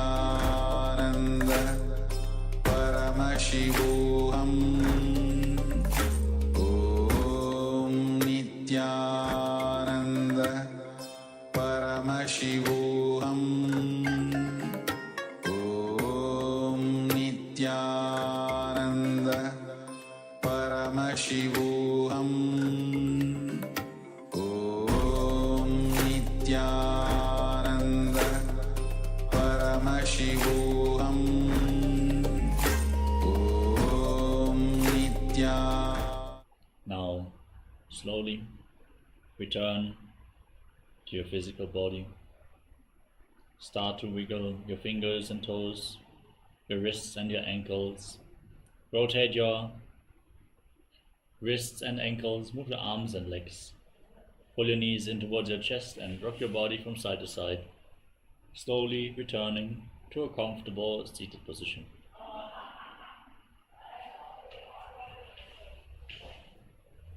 Congratulations for completing the first 108 asanas of this sequence, the Pratama Vinyasakam, the first sequence of Kailasas Nityananda Yoga. We have some testimonials to share of the participants here in the Zoom room. Yes, I'm just going to start reading them out. Ma Cheng Wang, often when I do yoga, business manifests as well. Yoga gives real good energy every morning. I'm also enriching my clients with yoga. Thank you so much for sharing. That's a great attitude to have, to bring this enriching to the people around you as well. Ma Tsing Wang, I never expected I would do DVK 308 yoga. I thought it was too difficult, but I attended the full session yesterday and I even managed my first headstand posture. I feel very good. Thanks a lot. That's amazing, Ma. You will see, whenever you challenge yourself, whenever you are authentic and you just give it a go, you go for the possibility instead of impossibility, you will experience a breakthrough in your life. So, like this, that's amazing to hear that you manifested the headstand. Ma Nataraja Priya. Every time I do yoga, I can experience the feeling of being in the present moment. At first, I have issues of not wanting to finish all postures. Then, when I'm aware of my laziness, immediately I ignore it and continue to practice. Then the whole session finished before I knew it. I wonder why it finished so soon, while at the beginning I felt it was so difficult and time-consuming. It really proves that we are limited by our mind. As long as we are ferocious to proceed, we can meet the better version of ourselves. Another thing is that almost every time during yoga, during some posture, I will suddenly recall an unhappy incident in the past or a pattern, and I will suddenly burst into tears until I can no longer continue. The stuff comes out, but after that you feel extremely happy and released afterwards. That is great that some completion can happen through the yoga itself.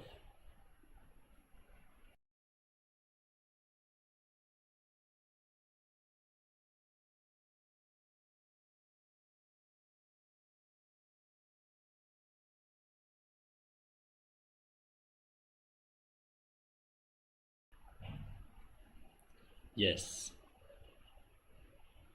We have so many of the testimonies. We're going to continue to read them out throughout the next few days. So we always have something to share. But thank all of you for all the great testimonials we have. Maybe if we have a gap at the end, we can continue to reading out some more. If you could also maybe even record yourself sharing some testimonials, maybe even in Chinese directly, that would be a great way to enrich other people about yoga as well. So maybe if you could arrange for that, Ma'am Shukla and Nanda, that would be amazing.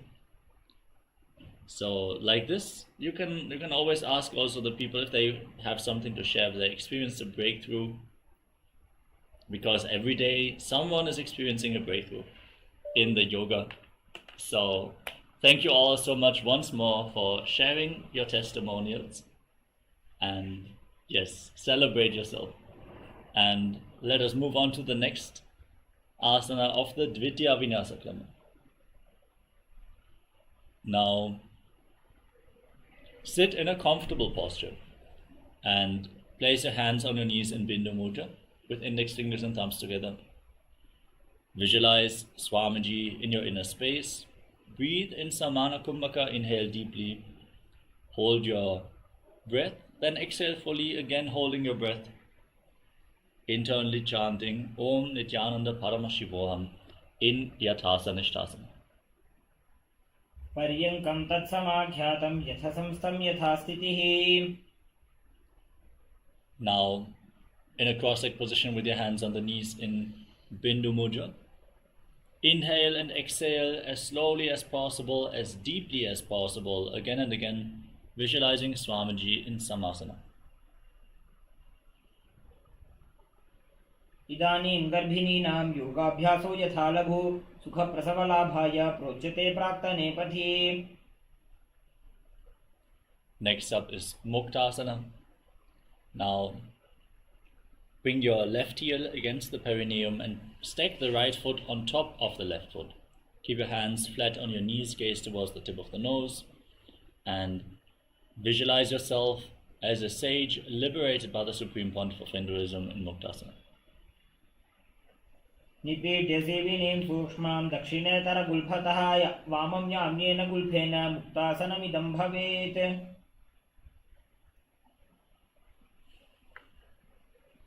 Next up is Siddhasana. From the same position, shift your gaze towards your third eye and visualize Swamiji in your inner space. स्थानुसंयमितेन्द्रियोचलदृशा पश्यन् भृगोरन्तरं चैतन्मोक्षकपातभेदजनकं सिद्धासनं प्रोच्यते.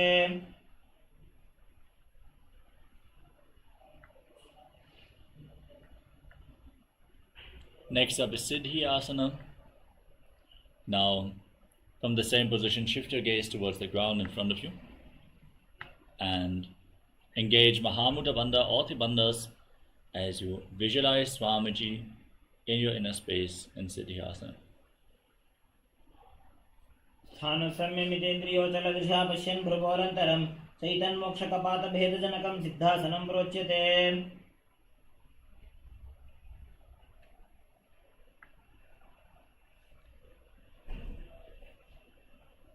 Next up is Rudrasana 2. Place your hands on the knees in Bindu Mudra and gaze up towards your third eye as you visualize yourself as Lord Buddha. वामचरण परिदशिन राखे एकजुगति ऐसे विधि दाखे.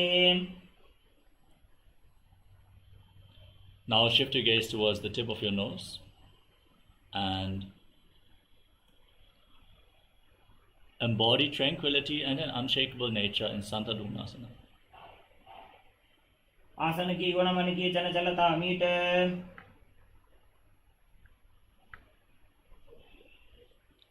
Next up is Siddhasana 2.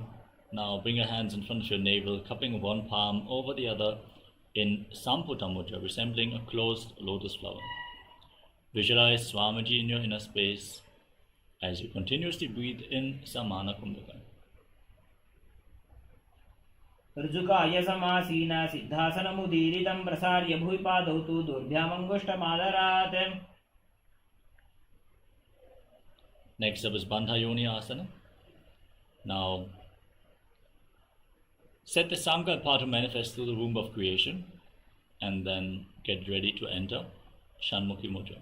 Inhale deeply, hold your breath, then close all your senses with your hands. Your lips with little and ring fingers, then nostrils with the middle fingers, eyes with your index fingers, and your ears with your thumbs.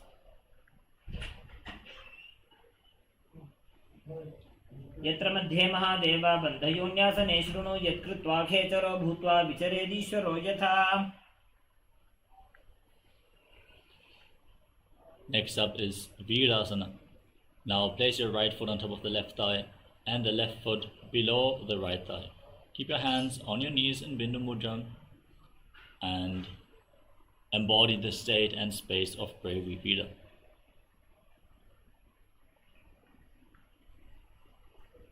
एकं पादमथैकस्मिन् विन्यस्योरुणि संस्थितः इतरस्मिंस्तथा चोरुं वीरासनमुदीरितम्.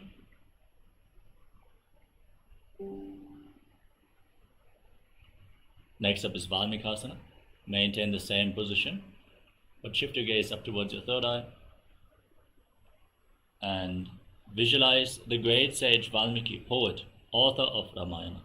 दावा पग की बगथली मुनि एड़ी है जो ये.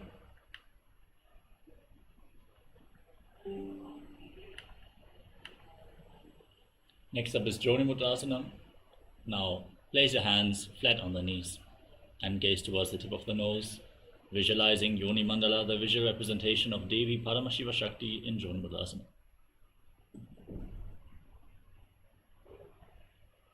वामपाद की पगधरी जाहि माहिली core. Next up is Yoni Asana. Now shift your gaze towards your third eye. Maintain the posture, maintain the visualization of Yoni Mandala in Yoni Asana. योन्यासनं पर्वतेन योगं योगफले निलं तत्कालफललं तावत् खेचरो यावदेव हि. Next up is Padmasana 3. Now bring the soles of your feet together in front of your body. Interlock your fingers around the toes, pull your heels against your perineum and push your knees to the ground as you gaze towards the tip of the nose. Pull your stomach in and up in Uddiyana Bandha and visualize yourself as Lord Virabhadra in Bhadrasana 3. गुल्भौ च वृषणस्यादः सीवन्त्याः पार्श्वयोः क्षिपेत् सव्यगुल्भं तथा सव्ये दक्षगुल्भं तु दक्षिणे. Maintain this posture, shift your gaze towards your third eye and curl your tongue back and push it upwards in Kechari Mudra. Stretch the frenum, the string below the tongue, intensely. Now place your left hand on the knee and cover your mouth with your right hand. Close your left nostril with your index finger. Inhale through the right nostril, then close both nostrils. Hold your breath. Exhale through the left nostril, then again inhale through the left. Hold your breath. Exhale through the right, inverting the breathing flow again and again in Abhyanta Kumbhaka as you visualize yourself as an Agori in Agorasana. पूर्व कहो विश्रिका जोजी वाही विधि जोगी जैसो जी. Next up is Kanari Pavasana. Now, side extend your feet away from the body, separate your heels. Keep your toes together, rest your elbows down on the heels, your chin on your hands. Pull your stomach in and up in Uddiyana Bandha, gaze to your nose and visualize yourself as a female elephant drinking water in Kanari Pavasana. ग्वाली बाबा आसन कक्ष्यो है जैसे Yahoo में जाने विधि तैसे. Now scoop your hands below the feet and interlock your fingers as you lift your feet off the ground. Gaze towards the tip of the nose and visualize Swamiji in Padasana. ततोर्ध्वम्रे च यद्वायुं मृदुनिश्वास संयुतं. Now interlock your fingers around the toes from above and pull your feet in towards your chest as you gaze towards the tip of the nose. Embody the state and space of a king. Place the chin on the toes in Gopi Chandasana. पूरव विधिपका का अंगूठा कंठकू पराशे. Now again scoop your hands below the feet. Interlock your fingers around the toes from below. Gaze towards the tip of the nose and visualize your body free from any defects in Uddarasana. दोबू पगधली संपुट ठाने उभय हस्त करी व्रत हिताने. Now lift your feet even higher, up in front of your face. Keep your interlocked fingers in front of your forehead as you visualize yourself excelling in everything in Vishishtasana. दोबू पगधली जोड़ी संपुट करे. Now lift your legs over top of the respective shoulders and bend your arms up. Hold on to your neck with your hands as you visualize yourself as a cobra in Vajrasana. शिरासनं तु विज्ञेयं कक्षासनमतः परं ग्रीवासनं च परमं भुजासनमिहोच्यते. From the same position, with your legs over top of your shoulders, bring your hands behind your back. Try to interlock your fingers behind your back as you visualize yourself as a beautiful, auspicious goddess in Kalyanasana. दो हाथ पगम नीचे आने, तिनको घोड़ा नीचे ठाने. Now place the top of the left foot on the mat and sit on the left heel. Stack the right knee over top. Heel outside the opposite hip, hands on opposite knees. Gaze forward in Vaishnavi Mudra without focusing on any external happenings. Just focus on your inner space as you visualize yourself as an elegant swan.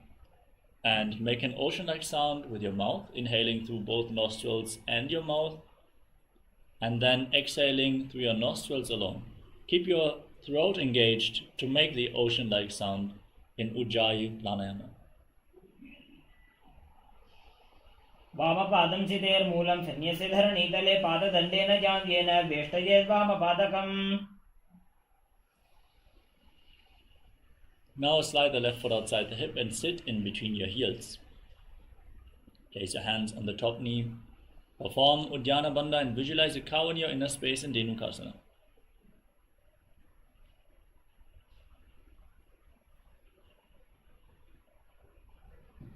अनुषागिनगर पंचडं वृषीलिन्दकल्यम्नीम्.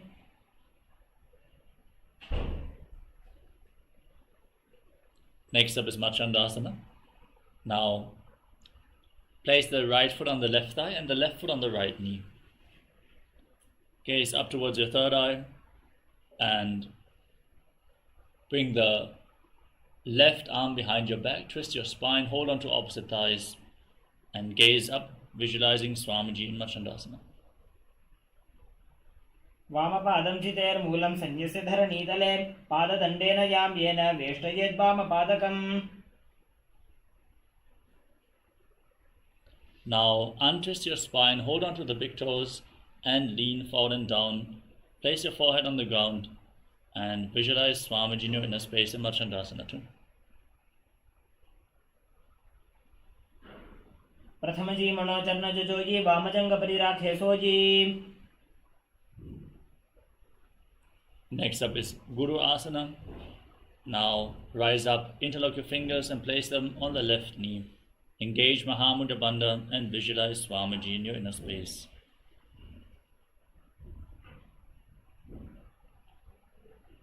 ऊर्मूल इतरपादस्य कनिष्ठिका प्रदेशगुल्भं संस्थाप्य. Now repeat Sankatasana. Place the top of the right foot on the mat and sit on the right heel. Stack the left knee over top. Place your hands on opposite knees and visualize yourself as an elegant swan in Sankatasana.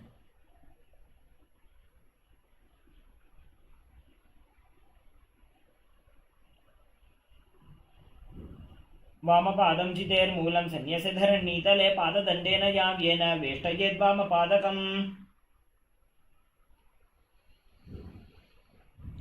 Next up is Dhenukasana. Now sit in between your heels, hands on the top of the knees. Pull your stomach in and up in Uddiyana Bandha and visualize a cow in Dhenukasana. अनुषागिनगर पंचडं वृषीलिन्दकल्यम्नीम्. Next up is Machandasana. Now bring the left foot on top of the right thigh and the right foot on top of the left knee. Bring the right hand behind your back. Twist your spine. Reach for opposite thighs. Once you catch your hold, twist your spine even further. Gaze up. Keep your spine straight and visualize Swamiji in Machandasana.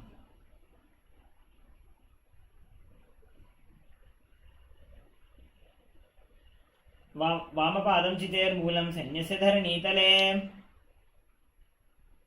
Now untwist your spine, hold onto the big toes and lean forward and down.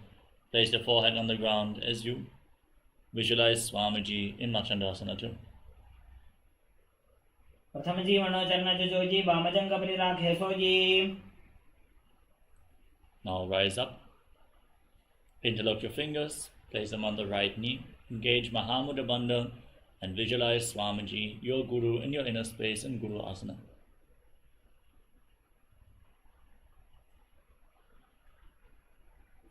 ऊर्मूलैत्रपादस्य कृष्णिकाप्रदेशगुल्फं संस्थाप्य. Next up is Parshasana. Now place your feet flat on the mat and hold on to opposite knees, pull them in towards your chest, gaze up towards your third eye, curl your tongue back and push it up in Kechari Mudra along the nasal tract all the way towards your third eye if you can. Otherwise just pull your tongue back. Visualize Swamiji in Parshasana. पादतले भूमौ निधाय जानुनिवर्षि निधाय विपरीतहस्ताभ्याम् ऊर्ध्वसहितचङ्गे निबध्य. Next up is Bodha Shukasana. Now hold on to opposite wrists, rest your chin on the knees, gaze towards the tip of the nose and visualize yourself residing in an abode of bliss in Bodha Shukasana. दो पगतली भूपरि धरे कोरमाहिली ऐसे करे. Next up is Kurakatasana. Now hold on to opposite elbows underneath your knees and gaze towards the tip of the nose. Visualize Swamiji in Kurakatasana. दो हाथ पग बाहर ल्यावे घोड़ा नीचे ले टहरावे.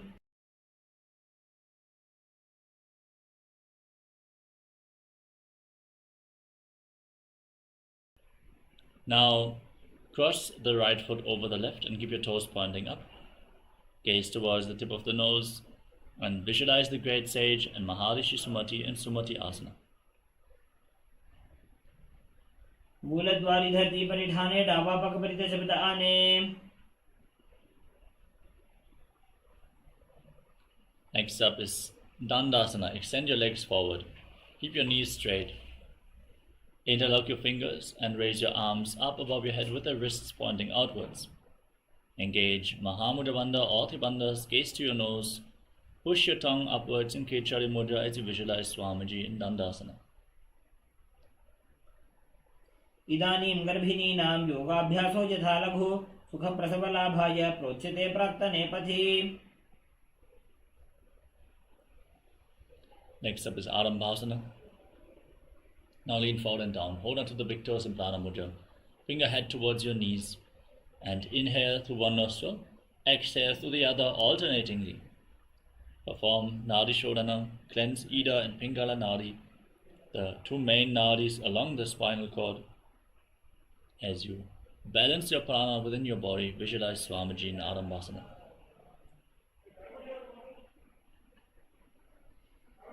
इदानीं गर्भिणीनां योगाभ्यासो यथा लघु. Next up is Bidukasana.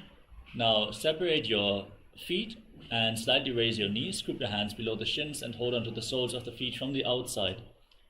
Lean forward and down as low as possible. Gaze up towards your third eye and visualize Swamiji in your inner space as you make an ocean-like sound with your mouth on in and exhalation in Ujjayi Pranayama in Bidukasana.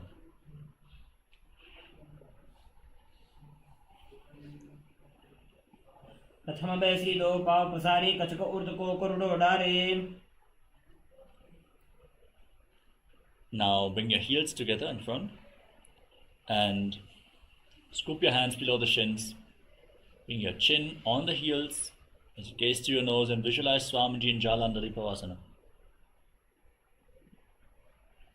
दो एड़ी मैली के दीजिए हाथ पसारी. Now rise up and extend your legs forward and lift one leg behind your neck. Lean forward and down and hold onto the front foot with both hands. Don't worry, if you cannot bring the leg behind your neck, you can bring it over your shoulder or pull it towards your chest or cross it over the other knee. Then lean forward and down. Hold onto the front foot with both hands as in Paschimottanasana and breathe in Jivachara in Pratyahara Pranayama. Focus on the upward flowing prana within your body.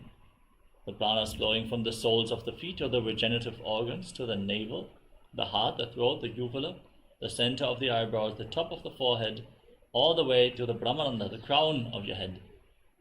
Feel the flow from the soles of the feet to the crown of your head. the 9 points as revealed by Mahadeva himself. Visualize Swamiji in Urdhva Paschimottanasana. पश्चिमतानपथं स्थितिं कृत्वा एकं पादं ग्रीवायां धृत्वा तिष्ठेत्. Now lean back. Keep the foot behind your head. Hold onto the foot with the opposite hand and straighten your body. Extend the other leg forward. Gaze towards the tip of the nose and visualize you are infinite, endless, eternal, Ananta in Anantasana. उत्तानशयनी एकैकं पायी ग्रीवायां विन्यस्य अग्रहस्तेन पावाग्रं गृहीत्वा. Now roll onto the side of the hand which is holding onto the foot behind your head. Gaze to the nose and feel in complete control in Ankushasana. उत्तानशयितः एकैकं पादं ग्रीवायां कुर्वन्. Next up is Drushasana. As you lay on your back, pull your knees towards your chest and encircle them with your arms, rocking your body from side to side. Visualize Swamiji in your inner space and breathe in Pratyahara Pranayama in Drushasana. उत्तानशयनं जानोनि हृदयपष्टम्भजङ्घासहितौ ऊरूनिकरद्वये बद्ध्वा. Now repeat Urdhva Paschimottanasana on the other side. Extend the other leg forward, lift the opposite foot behind your neck, and lean forward and down. Hold onto the front foot with both hands and visualize Swamiji in your inner space. पश्चिमतानपथं स्थितिं कृत्वा एकं पादं ग्रीवायां धृत्वा तिष्ठेत्. Next up is Anantasana on the other side. Lean back with the leg behind your neck. Gaze to the nose. Visualize you are without beginning or end in Anantasana. उत्तानशयितः एकैकं पादं ग्रीवायां कुर्वन्.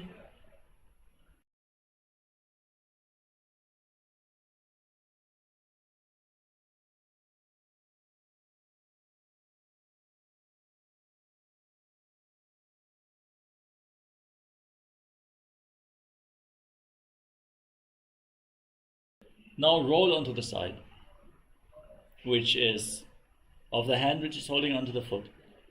Gaze towards the tip of the nose and feel in complete control in Ankushasana. उत्तानशयितः एकैकं पादं ग्रीवायां कुर्वन्.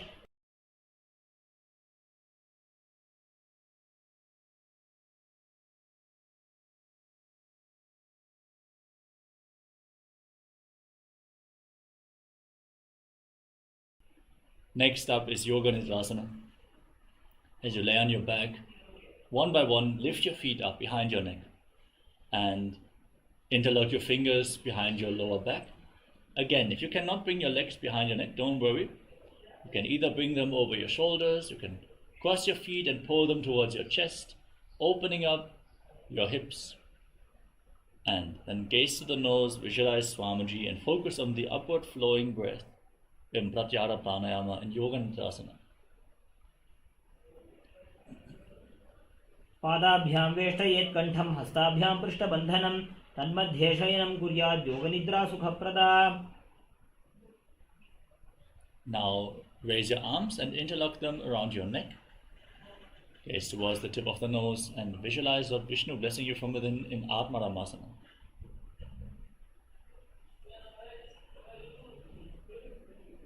आत्मा राम आसन प्रथम सूधोसो वे. Next up is Kuchikasana. As you lay on your back, extend your arms out to the side and hold your knees up towards your chest. Keep the soles of the feet facing towards the sky and visualize Swamiji as you gaze to your third eye in Kuchikasana. दो हाथ सीधा सा करे किन सौ base पा करे. Next up is the Jatana Parivriti. This asana consists of 3 steps. We are going to perform all 3 steps on one side and then repeat them on the other. First, drop the left knee to the side and extend the right leg straight down. Bend both knees to the left. Extend your legs to the left, hold on to the toes with your hand and turn your head in the opposite direction.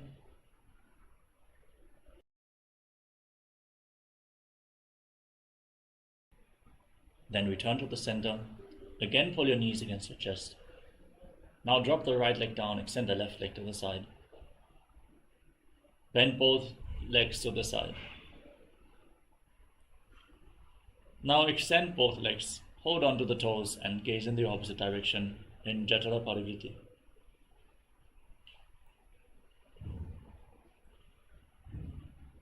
परिवृत्ते कुक्षे भागे त्रिदाहि परिकीर्तितः बद्धकोणं सुप्तकोणं ऊर्ध्वकोणमथापि च. Next up is the Dvipadapitam. As you lay on your back, place your feet flat on the mat, knees raised. Hold on to your ankles with your hands and raise your hips up high. Lock your chin to the chest, lock your throat, hold your breath intensely in Mocha Kumbhaka. Gaze to the tip of the nose and visualize yourself as sturdy as a bridge in Dvipadapitam. प्रतिक्रियायुतं द्वन्द्वपीठः सर्वबलप्रदं गर्भिणीनां दुर्बलानाम् इति Gargi जगादनु.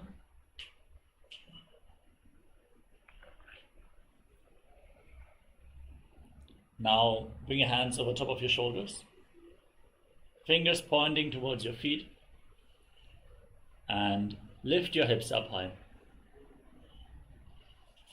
Hold your breath as you breathe through your nose, visualizing yourself as sturdy as stone furniture in Paryankasana. उत्तानशयनमस्ततलाभ्यां भूमिं वष्टभ्याम्. Now lay down on your back and pull your knees up towards your chest. Place your hands on the respective shoulders and rotate your hips in a circular motion, visualizing yourself as a dog playfully rolling around on your back in Shvotanasana. शरीरं संस्थाप्य जानुनी नाभौ सम्मील्य. Now place your hands on the ground and kick your legs up. Raise your toes pointing up to the sky and rotate your legs in a circular motion as you visualize Swamiji in Viparita Karani. Karni विपरीताख्या सर्वाधिव्याधिनाशिनी. Now stop the movement of your legs. Point the toes to the sky. Straighten your entire body as you visualize Swamiji in Viparita Karani too.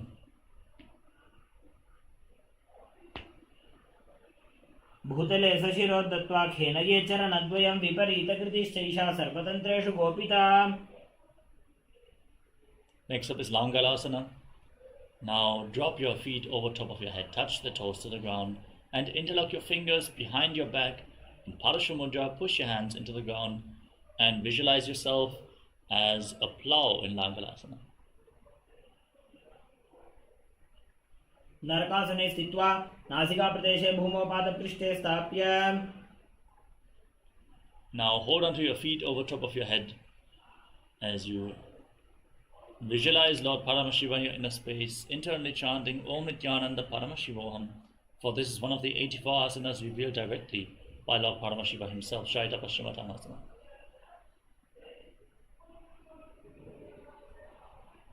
तानं शयित्वात् कुर्वीत शैतपश्चिमतानकम्. Now separate your legs over top of your head as you hold onto your feet. Keep your hips above the shoulder level for balance and visualize Swamiji in your inner space in Supta Konasana.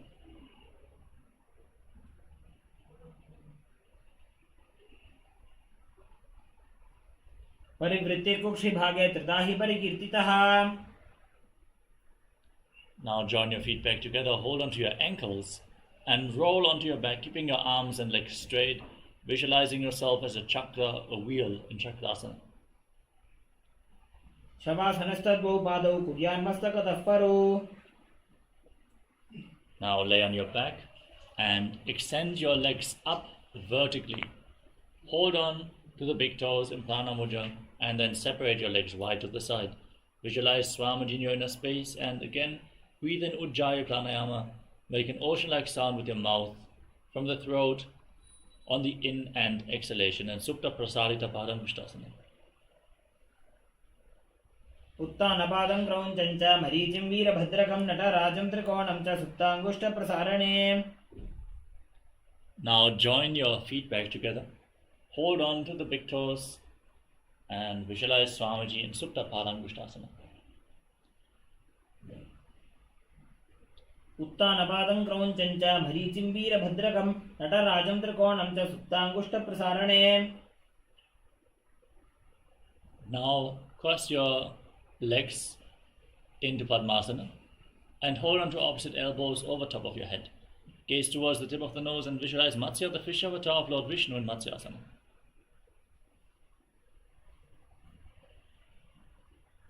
Mukta Padmasanam Kritva Uttanashainan Charet Purparabhyam Shiro Veshte Matsyasanam Tu Rogaha. Next up is Parasharamasana. As you lay on your back with your legs in Padmasana, place the back side of the right hand on top of the left palm over top of your head. Maintain this posture, gaze to the tip of your nose and visualize Lord Rama in your inner space. Prathamakare Padmasana Ache Sudhosove Bhuparipache. Next up is Sarvangasana. Now support your lower back with your hands as you raise your knees and kick your hips off the ground. Raise your hips up high, straighten your knees up. Gaze to the tip of the nose and visualize Swamiji as you hold your breath in Moksha Kumbhaka and Sarvangasana. अथवा क्षेत्र संक्षेपात् सर्वांगासनम् उत्तमं यत्कृत्वा योगनिपुणो विद्याभिः पंडितो यथा.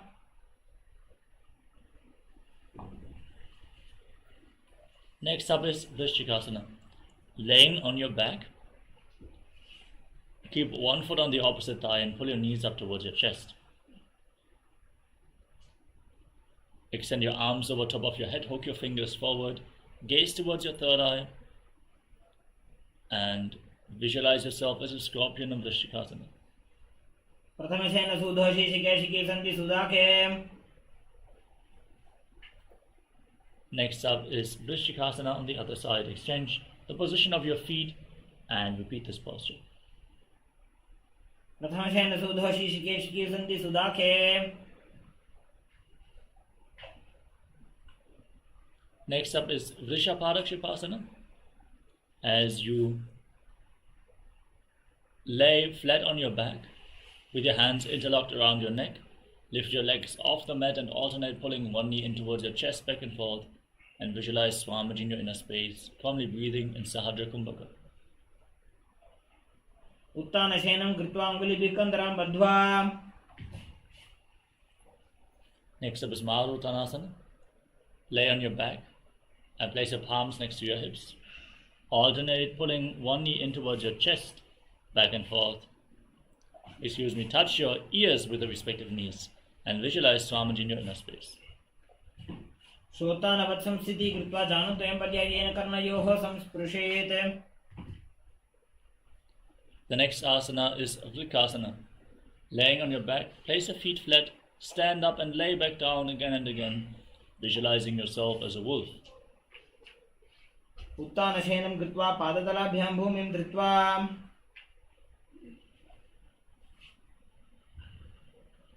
Next up is Lutasana. From a squatting position, roll backwards again and again. Visualize Swamiji in your inner space and finally lay down on your stomach in Lutasana. पादतलाभ्यां भूमिं वष्टभ्य उत्तिष्ठेत्. Now place your palms on the mat next to your shoulder as you contract your lips and make a whistling sound like a flute on the inhalation through your mouth.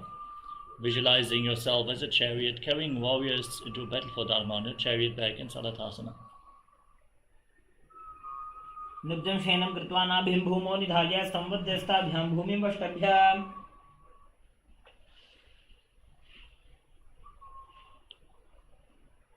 Next up is Dehalyulanganasana. Push your body off the mat into a plank position and jump your feet in between the hands back and forth. Visualize yourself transcending body and mind in Dehalyulanganasana. हस्तद्वयं बद्ध्वा तन्मध्यचरणद्वयम् उड्डानैव बहिरानीय. Now stand up and lean forward and down. Place your palms on the mat and walk around on hands and feet. Visualize yourself as a wise 60-year-old elephant in Jajasana. अथ च अत्यासनं वक्ष्ये येन जाति स्मरो भवेत्. हस्तान्द्रिभूमौ च गमनम् आगमनं ततः. Next up is Loritika Karna. Stand in Arimandi posture. Heels together, toes pointing outwards and knees bent. Raise your arms towards the shoulder level and rotate them around your body as you move your head in all directions in Loritika Karna.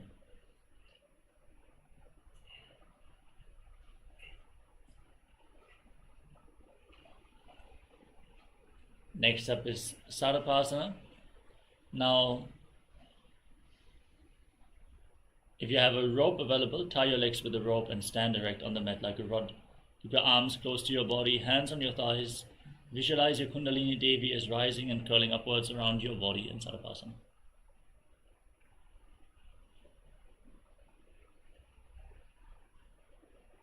अथ सर्पासनं वक्षे वायुपानाय केवलं शरीरं दण्डवत् तिष्ठेत् रज्जुबन्धस्तु पादयोः. Now lean forward and down. Hold on to your toes from the front, keeping your hands in a fist. Walk around on the mat, visualizing yourself as a camel in Ushtrasadhanasana. मुष्टिकनिष्ठिका प्रदेशेन भूमौ निधाय उपरि पादतले संस्थाप्य. Now from the same position, hold your toes from the side and walk around on the mat, visualizing yourself as a horse in Ashwasana.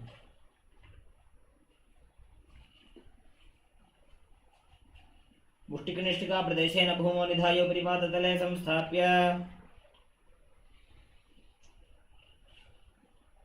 Next up is Kapotanitakasana. Now stand with your heels touching and toes pointing outwards. Interlock your hands behind your back and pull your hands down towards your calves. Lean back, tilt your head back, breathe deeply through your nose and visualize yourself as a soaring bird diving in Kapotanitakasana. पादतले भूमौ निधाय जानुनिवृति निधाय. Next up is the Tala Pushpa Bhutam Karana. Now stand in Arimandi and join your palms in Namaskara Mudra in front of your heart center. Bow down to one side, raise the respective heels and open up your palms on both sides again and again, visualizing yourself holding a bouquet of flowers and offering it to Paramashiva.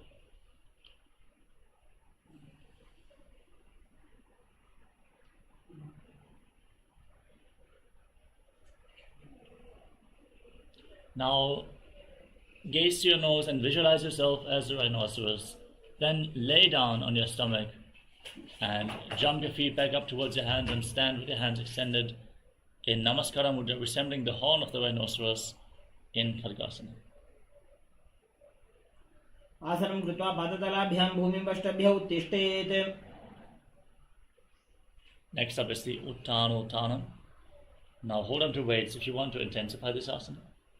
As you sit down and stand back up or squat down as low as possible, again and again, gaze to your nose and visualize Swamiji in your inner space.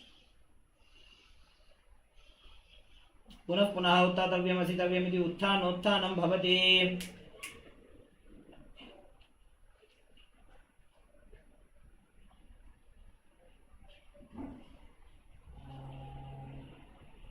Next up is Musalasana. Now raise your arms up over top of your head and jump repeatedly, visualizing yourself as a mace. सरलं स्थित्वा ऊर्ध्वं बाहुं नयेत् वारं वारं उड्डानं कृत्वा. Next up is Utsheshakasana. Now hold on to one foot and pull it up towards your chest. Then sit down and stand back up on the other leg. Alternate on both sides. Gaze to the tip of the nose and visualize Swamiji in Utsheshakasana. एकैकं पादतलं कुक्षौ निधाय. Next up is Parshvajanukarana. Now keep the toes of the right foot pointing outwards and lift the left knee towards your chest and circle it with your respective arm, the hand in a fist, and keep the other hand on the inner thigh.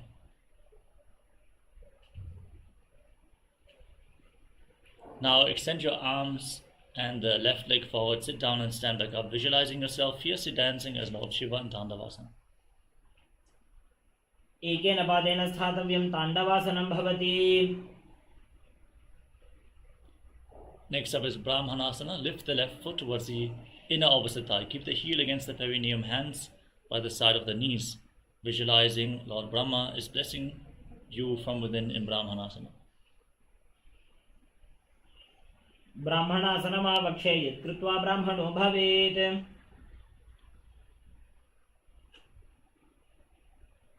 Next up is Garudasana 3. Now bring the left leg over and around the knee and tuck the toes behind. Bring the left arm below the right and join your palms in Namaskara Mudra. Visualize Lord Garuda in your inner space in Garudasana 3.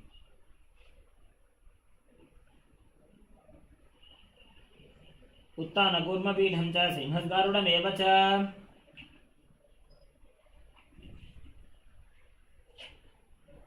Now bring the left foot on top of the right thigh and stand erect on the mat. Keep your hands by the knees and relax as you visualize Swamiji in Ekapadasana.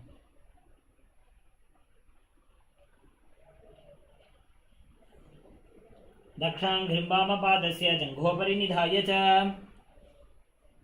Next up is Dhiruvasana. Hold on to the big toe of the left foot and extend the leg out to the side as you rotate quickly on the standing leg. Visualize yourself as the North Pole star in Dhiruvasana. एकेन हस्तेन दण्डरूपस्य एकस्य पादस्य अग्रं धृत्वा। Now lift one leg behind your neck. Stand tall. Sit down and stand back up. You can hold on to a solid object for support or ask a partner to assist you. Visualize Lord Vishnu is blessing you from within as you perform the 3 steps of Lord Vishnu in Trivikramasana. ग्रीवायां पादं संस्थाप्य स्थातव्यम् उत्थातव्यं त्रिविक्रमासनं भवति।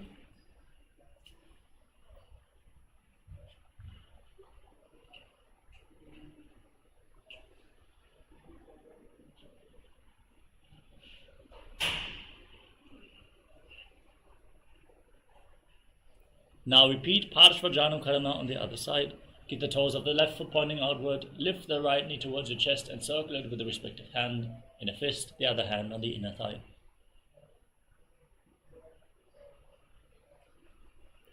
Now repeat Tandavasana on the other side. Extend your arms and the right leg forward. Hold on to weights to intensify this asana as you sit down and stand back up, visualizing yourself fiercely dancing as Lord Shiva. एकेन पादेन स्थातव्यं ताण्डवासनं भवति।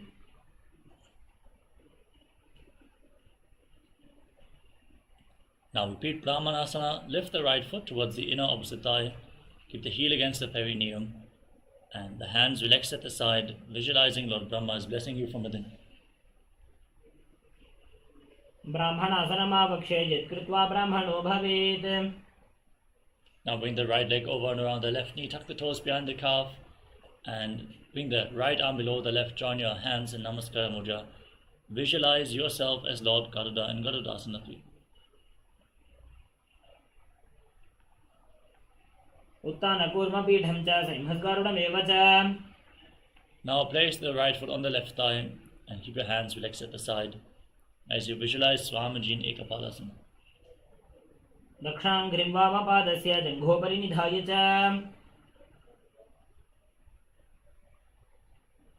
Now repeat Dhiruvasana on the other side. Hold on to the big toe of the right foot, extend the leg out to the side and rotate quickly on the standing leg, visualizing yourself as the North Pole star. एकेन हस्तेन दण्डरूपस्य एकस्य पादस्य अग्रं धृत्वा। Now repeat Trivikramasana on the other side. Lift the other leg behind your neck.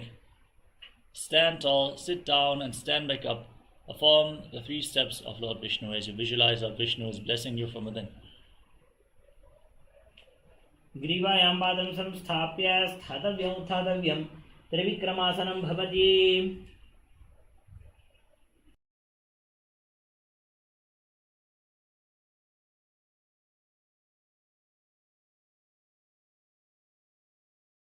Now stand with the heels touching, the toes pointing outwards. Hands by the side of the hips slightly extended, fingers pointing one by one in Samanaka Karana. Breathe calmly and relax from this intense sequence of asanas as we get ready for the final 100 asanas of this sequence. Nityanandam, thank you for watching, and if you found the video enlightening, Please give it a like, share it with your loved ones, and subscribe to stay connected with us. don't forget to click the bell icon to receive the notifications.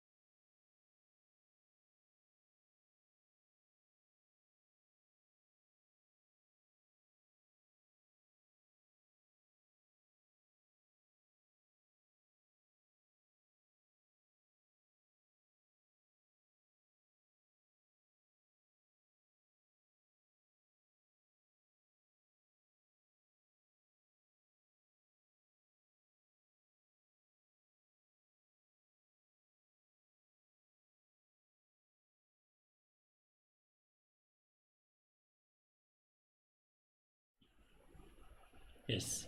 Now let us move on to the next asana of the sequence. Everyone gather back to your yoga mats. From a standing position, bring your hands from the outside in between the legs and squat down. Interlock your fingers in front of your navel. As you visualize the great sage Goraknath, the founder of the Natha Yoga Hindu Sampradaya, breathe in Jivachara Kumbhaka, inhale deeply, hold your breath, and move the retained prana freely throughout your system by the force of your will in Gorak Anjali Asana.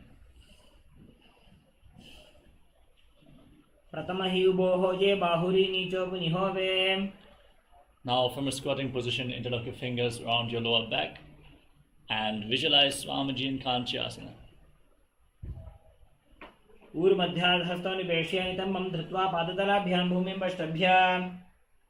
Next up is Bhairava-asana. Bring your heels together close towards your perineum and interlock your fingers around your lower back as you gaze towards your navel, visualizing Bhagavan Kala Bhairava, the Lord of Time in Bhairava-asana.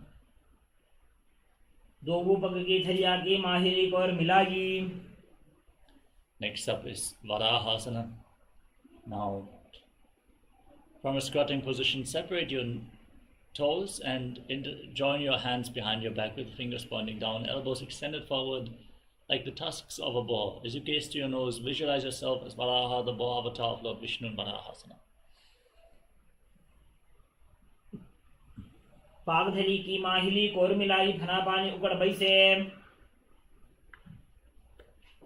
Next up is Pripita-asana.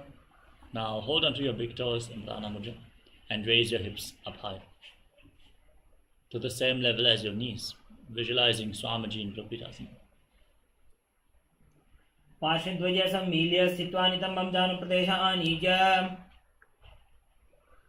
Next up is Bakasana.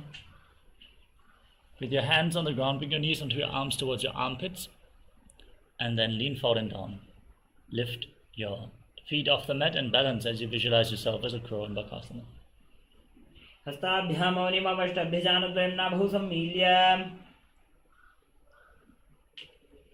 Next up is Sushtanga Kapali-asana. Now place your head on the ground for another inverted posture. Bring your knees onto your elbows, your hips above the shoulders, and raise your legs up, crossing them into Padmasana. Gaze towards the tip of your nose and visualize Swamiji in Sushtanga Kapali-asana. Gently lower your legs down. Come to a kneeling posture with your heels outside the hips, the toes touching behind your back. Gaze towards the tip of the nose. Keep your hands on the knees and visualize you're sitting in the secret seat with Paramashiva and Guru in Guptasana.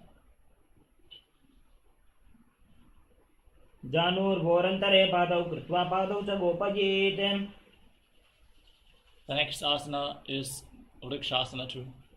Now place your hands on the mat and raise your hips up. Lift your legs up into a handstand. Lean against the wall for support if needed. Everyone should perform this asana to purify all 7 chakras.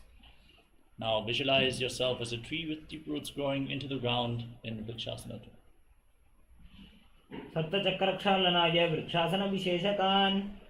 In the same position, keep your hands and feet closer together, gaze towards your third eye and visualize Tejas, shining light is flowing towards your third eye, rejuvenating your body, bringing divine radiance to your being in Shiva-asana. Gently lower your legs down and keep your hands on the ground, shoulder width apart. Step your feet back into a plank position and lower your body down and push it back up again and again, visualizing yourself as a fish in Matsyasana 2. Lay down on your stomach, place your hands on the hips, and raise your head and chest from side to side, visualizing and moving your body as a snake in Sarvasana 2.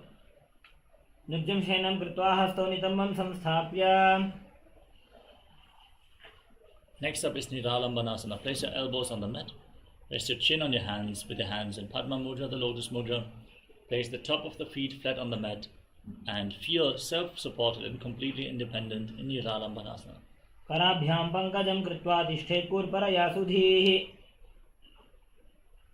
Next up is Chakrasana. Now place your palms on the ground and bend your knees. Lift your feet, straighten your arms and bring your upper back and feet close together Visualize yourself as an umbrella protecting your guru from the sun rays in Chakasana. अध्यासनः स्थित्वा हस्ततलाभ्यां भूमिं वष्टभ्य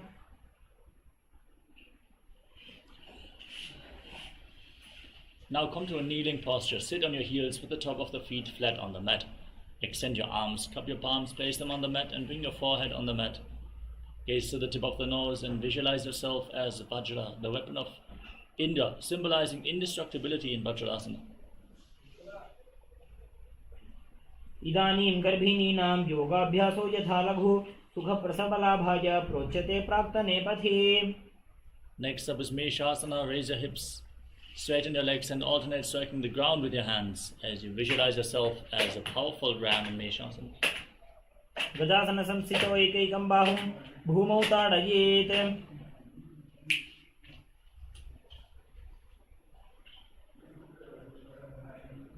Next up is Ajasana. With your hands on the ground, raise your legs up into a handstand, lower your face down to the ground as you visualize yourself as unborn, existing for all eternity in Ajasana. गजासन संस्थितो पादद्वयम् अन्तराळे कृत्य. Now come to a kneeling position. Hold on to your feet and pull them in towards your perineum. Then place your hands on the respective knees. Visualize Swamiji in your inner space as you gaze towards the tip of the nose. And again breathe in Ujjayi Pranayama, make an ocean-like sound from your throat region on in and exhalation in Dhanantarasana. पूर्वविधि परिहाता की काकसी से फना शरा मोड़ी. Now interlock your fingers in front, move your arms in all directions, up, down, left, right, giving massage to various different joints and muscles of your body. Then interlock your fingers behind your back and repeat the movement as you visualize Swamiji the Angamotana. हस्तयोः अङ्गुलीर्बद्ध्वा हस्तयोर्मध्यात् सर्वमङ्गं निष्कासयित्वा. Next up is Garudasana form. Now keep your heels outside the hips and turn the feet to the side so the toes are pointing sideways. Then place your thighs and calves on the mat sitting in between the heels. Place your hands on the respective knees and visualize yourself as Lord Garuda flying Lord Vishnu and Lakshmi on his back in Garudasana form. जङ्घोरुभ्यां धरां पीड्य स्थिरकायो द्विजानुनाम्. Next up is Ananda Mandirasana. Now bring the soles of the feet together behind and sit in front of your heels with the front of the buttocks on the ground. Gaze towards your third eye. Hold on to your ankles and visualize yourself residing in the blissful space of a temple, Ananda Mandirasana. अथ वक्षे वीरनाथ आनन्दमन्दिरासनम्. Next up is Mandukasana. To cross your feet and sit on the raised heel. Place your hands underneath your knees. Pull your stomach in and up in Uddiyana Bandha. Press your tongue up flat against the palate of the mouth in Mandukya Mudra as you visualize yourself as a frog in Mandukasana too. पृष्ठं सम्पीड्य गुल्भाभ्यां जान्वङ्गे सबलयाकृतिः. Next up is Narasimhasana. Now tuck the toes and sit on raised heels with your hands flat on the ground, thumbs touching the base of your hand close towards your feet. Gaze towards the tip of the nose and stick your tongue out, exhaling forcefully through your mouth again and again as you visualize Lord Narasimha, the Lion Man avatar of Mahavishnu in Narasimhasana. दो फना पानी होए वैसे एड़ी Mailer गुदानी वैसे. Now sit on raised heels and cover your mouth with your hands. Bring the thumbs underneath the teeth. Close your lips, inhale through the right nostril and exhale through your mouth again and again. Visualizing yourself as Devi, victorious over all your fears in Vishnakasana. दो बगांगी एड़ी जोई गोड़ा फणो बाण पुनि होई. Now place the top of your feet on the mat, the soles of the feet together, and bring your hands towards your armpits. Imitate as if you are a monkey stretching itself. As you gaze to your third eye, visualize yourself as a playful monkey in Makadasana. दो पगधले संपुट आने तिनकी पृष्ठभूमि पर इठाने.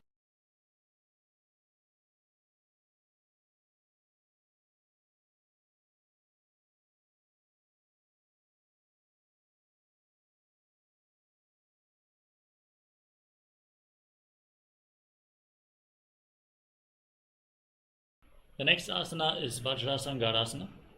Bring the soles of the feet together, raise your knees off the ground, and hold on to opposite elbows behind your back. Gaze towards the tip of the nose as you embody diamond-like strength for you and your Sangha, your spiritual community in Vajrasangarasana. प्रथम फणा पाणी होय बैसे दोगो AD गुदा निवैसे. Nityanandam, thank you for watching, and if you found the video enlightening, Please give it a like, share it with your loved ones, and subscribe to stay connected with us. don't forget to click the bell icon to receive the notifications.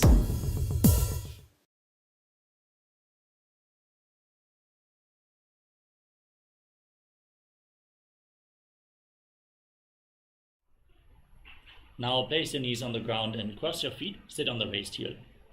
Place your hands flat on the mat next to your body and pull your stomach in and up in Uddiyana Bandha. Gaze towards the tip of the nose and visualize perfect health beyond any and all physical or mental ailments in Kanjanasana. कञ्जनासनमावक्षे यत्कृत्वा सत्यवान् सुस्थिरो भवेत्. Next up is Kurmasana. From the same position, place your hands on the respective knees, make your upper back and neck stiff like the shell of a turtle. Gaze to your nose and visualize yourself as a turtle with a stable body and mind to live for centuries in Kurmasana. गुल्फौ च प्रसनस्यादौ विक्रमेण समाहितौ. Relax your upper back and neck, gaze to your nose and visualize Swamiji in Yogasana. गुडं नियम्य गुल्पाभ्यां विक्रमेण समाहितः. Now stand on your knees and cross your feet behind your back. Hold on to your thighs, hold on to your calves with your hands, keeping the thumbs outside. Gaze up towards your third eye as you visualize a space of eternal oneness, Advaita, with your Guru in Vijayasana. घोड़ा वाम उबो होई घोड़ा डारा के दोई. Next up is Ushtrasana 2. Now place the top of your feet flat on the mat. Hold on to your heels and lean back, tilt your head back. Visualize yourself as the camel in Ushtrasana 2. मेरुदण्डग्रन्थिदाढ्य सम्पिपातयिषुः पुमान् कपोतोष्ट्रासनाभ्यासं कुर्यान्मितहितासनः. Now lean back, place your elbows and the back of your head on the ground as you visualize yourself as a lotus blooming in Jajasana 2. दो add संपूट करे सोले मूलद्वारित हृदय.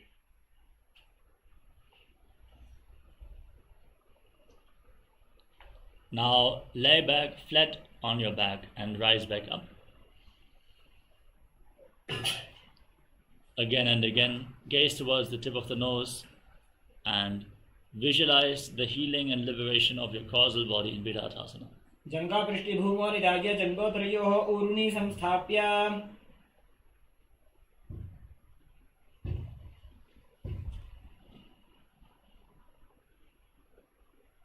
Now lean back all the way and bring your hands over top of the shoulders. Try to bring your forearms on the ground, your head in between the heels as you visualize yourself as a beautiful dove in Kapotasana. मेरुदण्डग्रन्थिदाढ्य सम्पिपातयिषुः पुमान्. Next up is Varasana. Now stand on your knees. Keep the toes tucked behind, the heels raised. Hold on to opposite elbows in front of your body as you gaze towards the tip of the nose. Visualize Paramashiva in your inner space and chant the Mahavakya. This is the boon fulfilling posture. Receive your boon from Paramashiva in Varasana. जानुनी भूमौ संस्थाप्य हस्ताभ्यां बाहु परस्परं धृत्वा सरलं तिष्ठेत्. Next up is Varahasana 2. Now sit down on the raised heels, keep the toes tucked and place your forearms on the ground as you lean forward and down. Place your head on your hands and visualize yourself as Varaha, the boar avatar of Lord Vishnu in Varahasana 2. सूर्यं चन्द्रं भेदनानि आसनानि निकथ्यन्ते कूर्परौ भूमौ स्थापयित्वा. Next up is Mundasana, another inverted posture. Set yourself up in front of a wall for support. Place your forearms on the ground, elbows shoulder width apart. Interlock your fingers. Place your head on the mat and support it with your hands. Raise your hips up, straighten your legs, walk your feet forward, kick your legs up and extend them up into a headstand. Gaze towards your nose and breathe calmly as you visualize yourself as a lob tree in Mundasana. Adho Mundasanam Vakshe Sarvesham Praninam Sukham. Now gently lower your body down in a kneeling position. Sit on your heels and separate your knees as you lean forward and down, and place your head in between the knees. Hold your head and keep the elbows outside the legs. Gaze to the tip of the nose and visualize Swamiji as you inhale through your nostrils and exhale through your mouth again and again in Andhasana. Prathama Pagadhali Samataharave Koromahili Ubhe Milave. Now lay down on your stomach and extend your arms over top of your head. Lift your arms, your chest, your legs off the ground and hold as you visualize yourself as a locust in Viparita Shalabhasana. Shalabhasana Bhedascha Natabherunda Namake Ganda Bherunda Sahide Shirshadandasana Tatha. Next up is Kapalasana. Place your palms on the ground next to your hips. Place your forehead on the mat and lift your legs off the ground without raising your chest. Hold this position as you visualize a skull representing the mind with purified thoughts and the strong will to attain enlightenment in Kapalasana, the skull posture. Kapalam bhumo nidhaya urdhvam padu najit kapalasanam bhavati. Now kick your legs up. Lift the feet over top of your head and try to touch the ground in front of your face with your feet as you visualize yourself as a free and open dove in Akasha Kapotasana. Ushtrasane sthitva charno bhumer utthapya mastakopari nitva.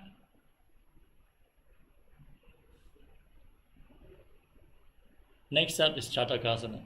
From a kneeling position, feet flat, sitting on the heels, place your forearms on the ground in front of you and rest your navel on your knees. Be sturdy and stable as you visualize yourself as a sparrow in Chatakasana. Purvaraparyantau hastau dharamaushtabhyajanunina bhusanguncha. Next up is Vrishikasana 2.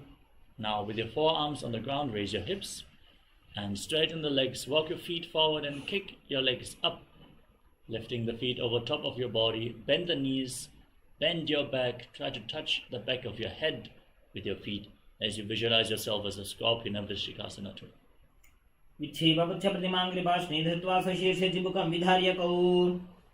Gently lower your legs down. And now sit on the right heel. Keep the left foot outside the hip with the toes pointing to the side. Place your hands on the ground in front of your knees and gaze forward in Vaishnavi Mudra. Without focusing on any external happenings, just focus on your inner space.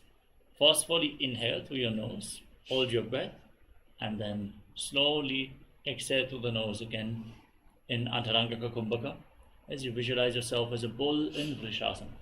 Yame gulbhe pada mule vamabhage padetaram viparitam sprishet bhumim vrishasanam idam bhavet. Next up is Lolasana. Now place your hands on the ground and lift your entire body off the mat and hold, crossing the toes of the left foot over the right. Visualize Swamiji in Lolasana. Lolasanam sada guryat vayulolapaghatanat. And now sit down on the left heel, keeping the right foot outside the hip, hands on the ground in front of you, repeating Vrishasana, the bull posture on the other side. Yame gulbhe pada mule vamabhage padetaram viparitam sprishet bhumim vrishasanam idam bhavet. Now place the right foot flat on the mat and tuck the toes of the left foot sitting on the left heel. Keep your hands on the respective knees and visualize Balagunahai, one of the 81st siddhas in your inner space in Balagunasana. Lolasanam sada guryat vayulolapaghatanat. Next up is Grahasana. Stand up and squat down. Bring your hands through the legs and hold onto your ankles from the outside as you visualize yourself as the entire planet.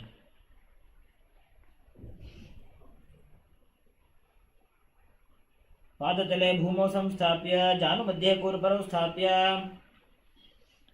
Now, tuck the toes of the right foot and sit on the right heel with the left foot flat, left knee against your chest, hands on the respective knees. Visualize Balagunahai, one of the 84 siddhas in Balagunasana. आसन को गुण जल विकार जाहि. Now step both feet in. Sit on the raised heels, knees together, hands on top of the knees. Hold on to weights if you want to intensify this asana, as you visualize Swamiji in Utkatasana. युजास् पिजोस्ति यत ऊर्वजान यत्रासने पादतलद्वयो परि. Next up is Vajrasangarasana 2. Now, join the soles of the feet, the knees wide apart, off the ground. Hold on to opposite elbows behind your back and visualize Swamiji in your inner space.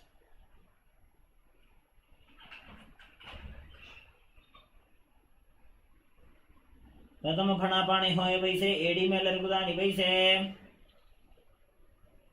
Now, place your palms on the mat, step your heels onto the back of your hands, and squat down all the way. Keep your arms straight, gaze to the nose, and visualize you are able to live off of air alone in Anilasana. दो हाथ भूमि पर ठाने कहुनी जाड़ी नाभि लगाने. Now place the back of your hands on the mat and step your feet onto your palms. Wrap your hands around the feet like shoes and walk around on the mat. Visualize yourself wearing padukas, walking across India in Padukasana. हस्ततलयोः पादतले कृत्वा तिष्ठेत् गच्छेत् पादुकासनं भवति.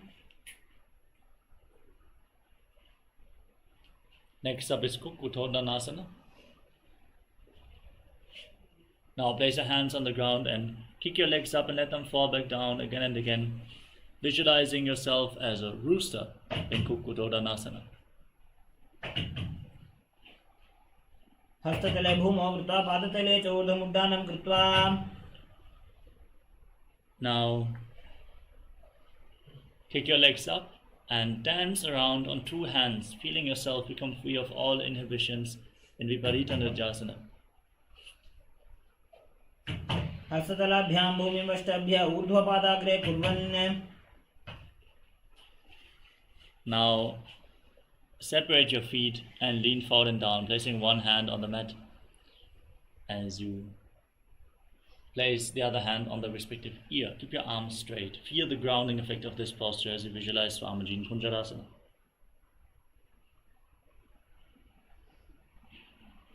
अथ वक्षे महादेव कुञ्जरासनम् उत्तमम्. Now exchange the position of your hands, place the other hand on the mat and visualize Swamiji in Kunjarasana on the other side. अथ वक्षे महादेव कुञ्जरासनम् उत्तमम्.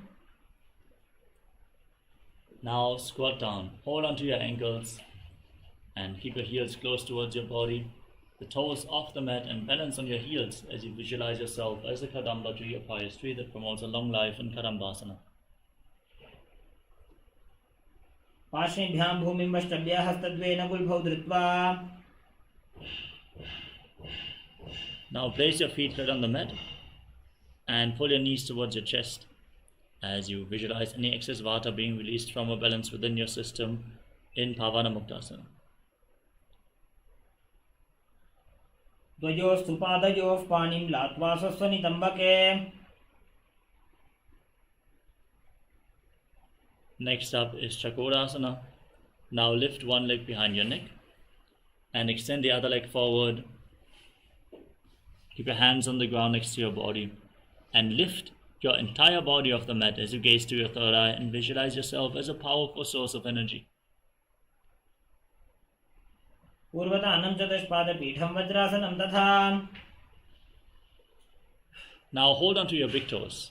Extend the left leg and pull the right elbow back as if you're pulling a bowstring, bringing the right foot towards your ear as you visualize yourself as a bow in Dhanurasana 2.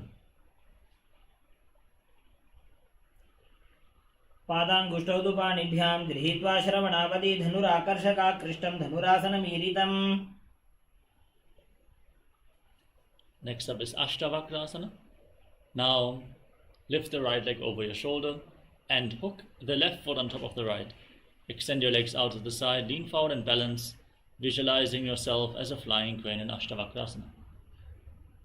वासिष्ठमथ कौण्डिन्यम् ऊर्ध्वकुक्कुटमेव च. Next up is Pranasana. Now, keep the right foot flat and place the left foot on top of the right thigh. Bring the right shoulder underneath the raised knee with the left knee towards the ground. Gaze up towards your third eye and visualize you are immortal, able to exist solely from prana and pranasana. एतत् प्रभेदं वक्ष्यामि करोति यस्य चामरः.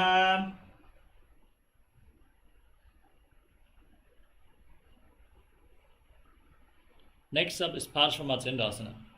Now bring the left foot outside the right hip and step the right foot over the left knee. Bring your left elbow outside the raised knee, bring the hand below to interlock your hands behind your back. Gaze up towards your third eye and visualize Sage Matsinanada, the master of Hatha Yoga, in Parshvamatsindasana.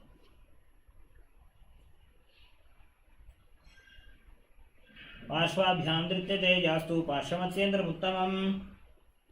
Now repeat Chakurasana on the other side. Now lift the left leg behind your neck. Hands at the side, extend the right leg and lift your entire body off the ground as you gaze up towards your third eye and visualize yourself as a powerful source of energy. पूर्वतानं चतुष्पादपीठं वज्रासनं तथा. Now hold onto the big toes and pull the left foot towards your ears if you're pulling a bowstring, visualizing your body as a bow in Dhanurasana 2 on the other side. पादाङ्गुष्ठौ तु पाणिभ्यां गृहीत्वा श्रवणावधि. Next up is Ashtavakrasana on the other side. Lift the left leg over the shoulder, hook the right foot on top of the left, extend the legs out to the side and lean forward. Balance on your arms, visualizing yourself as a flying crane.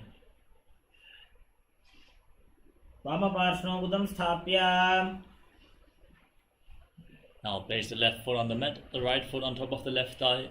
Bring the left shoulder underneath the raised knee and push the right into the ground as you gaze to your third eye and visualize you are immortal, able to exist solely on prana and pranasana.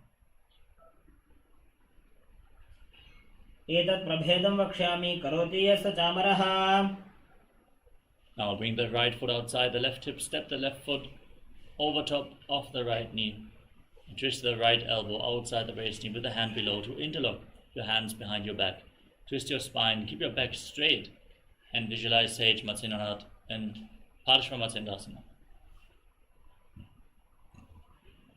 पार्श्वाभ्यां धृत्यते यास्तु पार्श्वमत्स्येन्द्रमुत्तमम्. Now extend your left leg forward, keep the right heel against the perineum and lean forward and down. Hold onto the front foot with both hands as you visualize Swamiji and breathe in Jiva Chala Kumbhaka. Move the retained prana. Hold your breath and move the prana throughout your body by the force of your will in Ardha Paschimottanasana. एकं पादं प्रसार्य एकं पादस्य पार्श्वनासीवने संपीड्य. Now bring the right foot outside the hip, top of the foot on the mat, and hold on to the left foot, lifting it up in front of your face. Keep the knee straight and visualize yourself as a crane, Krauncha, in Kraunchasana.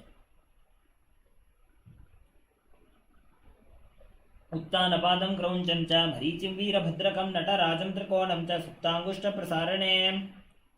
Now extend the right leg forward and bring the left heel against your perineum.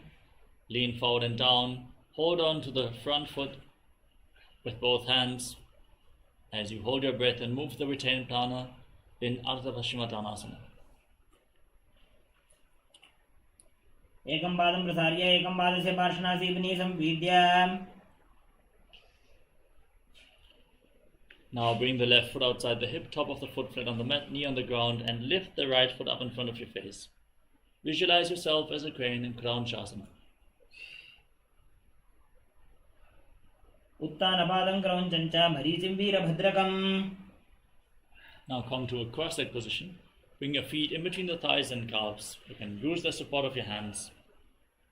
And gaze towards the tip of the nose as you place your hands on the respective knees. Embody peace, well-being, good fortune, and prosperity. Visualize a swastika in swastikasana.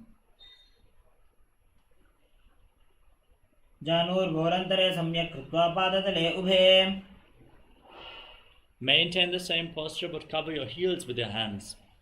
As you lock your chin to the chest and Jalandhara gaze towards the tip of the nose and visualize the great sage Goraknatha, the founder of the Natha Yoga Hindu Sampradaya, in Gorakchasana.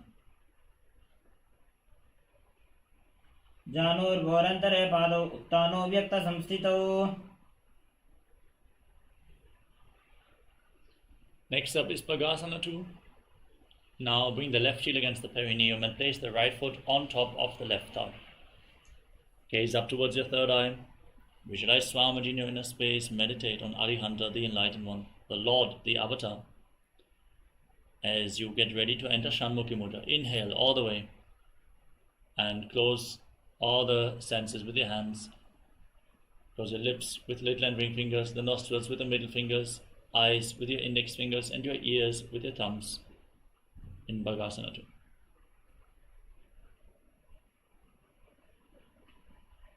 वामपार्श्वं उदं स्थाप्य दक्षाङ्घ्रिवामजघने.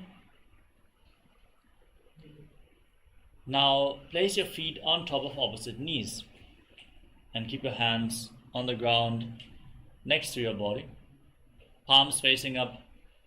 Gaze towards the tip of your nose as you keep your mouth in the shape of the beak of a crow and inhale through your lips. Exhale through your nose and visualize Swamiji in Yogasana 2.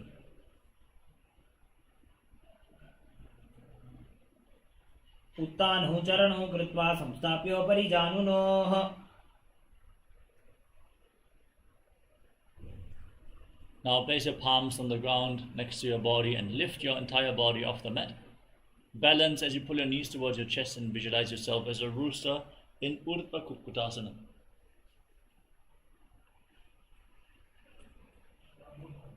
वासिष्ठमथकौण्डिन्यम् ऊर्ध्वकुक्कुटमेव च.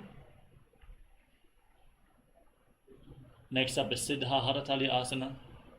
Now place your palms on the mat in between your legs. Without lifting your body off the ground, gaze towards the tip of the nose and visualize Swamiji in your inner space. प्रथमपद्मासन को करे हस्तदौ गोडासन धरे. Now push your hands into the ground and lift your entire body off the mat. Pull your knees up high. Gaze towards the tip of the nose and visualize yourself as an elegant swan in Hamsasana, the swan posture. Kukkutasana स्थित्वा स्कन्धपर्यन्तं ऊरोनि नीत्वा. Next up is Karmukasana. Now lean forward and push your hands through the legs, interlocking the fingers behind your back as you place your forehead on the ground. Visualize yourself as Pinaka, Lord Shiva's bow, in Karmukasana. प्रथमपद्मासन को करे गोडासन धीमाहि करि धरे. Rise back up and come to the front of your yoga mat. Sit in Padmasana and bring your hands through the legs. Bend your elbows up and try to hold on to your respective shoulders. Visualize yourself as a turtle having a stable body and mind to live for centuries in Kudmasana 2.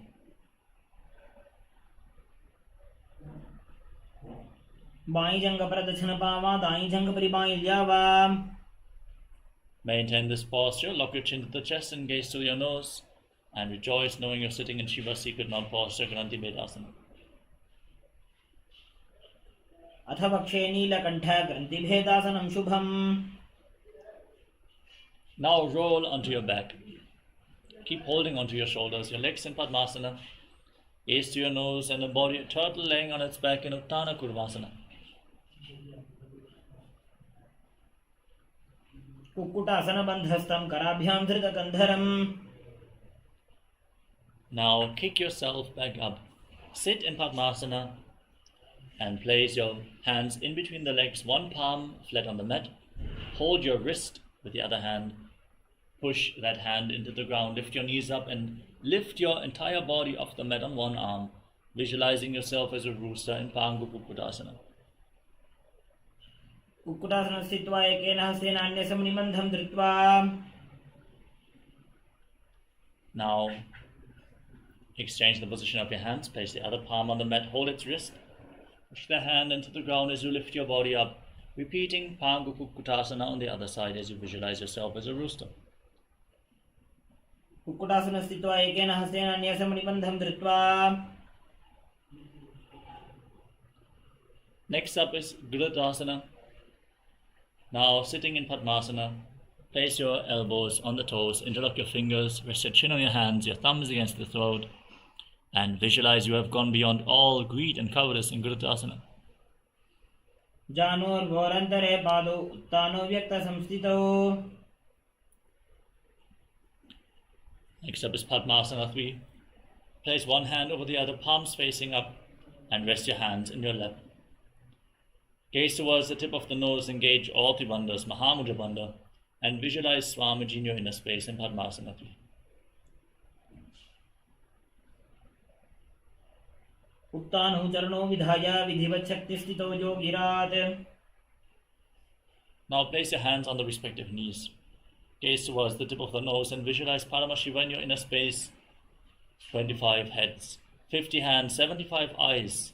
Chant the Mahavakya Om Nityananda Paramashivoham in Padmasana form. एतत् पद्मासनं कुर्यात् प्राणवायुप्रसिद्धये. Now keep your left hand on the respective knee and your right hand in Prana Mudra. Hold onto the big toe with index and middle finger and pull the foot back as if you're pulling a bowstring. Move the big toe round and round and then repeat the movement on the other side. Pull your feet close to your body and visualize yourself as Pinaka Lord Shiva's bow in Karmukasana 2. अथान्यासनमावक्षे योगपूरकरक्षणात्.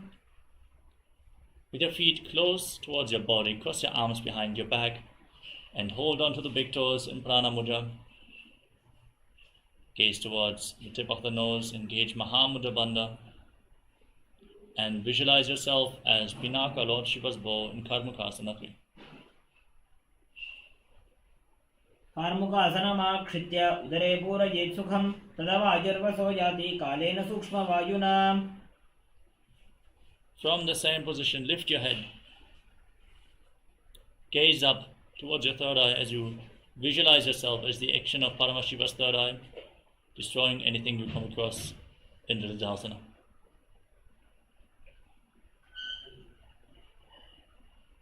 ऊरुभ्यामुपरे स्थाप्य पादयुग्मं प्रयत्नतः दक्षिणं सव्यदेशे च सव्यं दक्षिणदेशके. Now from the same position, roll back. Keep your arms crossed, hold on to the big toes and gaze to the nose and body a snake as you breathe calmly through your nose in Sahaja Kumbhaka and Nagarasana. प्रथम पद्मासन कोठाने दो हाथ पाछाने आने. Now free your arms and legs. Pull your knees towards your chest and encircle the legs with your arms. Bring your chin in towards the knees. Squeeze your body into a ball in Kandukasana. वेत्रासने स्थित्वा हस्तपादान् निष्कुष्य ऊर्ध्वं नयेत्. Now place your feet flat on the mat, keep the knees raised and interlock your fingers around your neck. Gaze towards the tip of the nose and visualize Swamiji in Urdhva Bhavanasana. प्रथमे सूधो San करावे गोड़ा उभा राशि मिलावे. Next up is Marakata Pitasana. Place your hands underneath your heels with the palms facing up. Push your hips off the ground. Lock your throat in Jalandhara Bandha. Breathe in Mocha Kumbhaka as you visualize yourself as a powerful alpha ape in Marakata Pitasana. उत्तानशयनं पादतले उत्तानहस्तयोः स्थापयेत् पृष्ठभागमुत्तमयेत्. Now bring your hands towards your lower back. Keep your hips raised and extend your legs.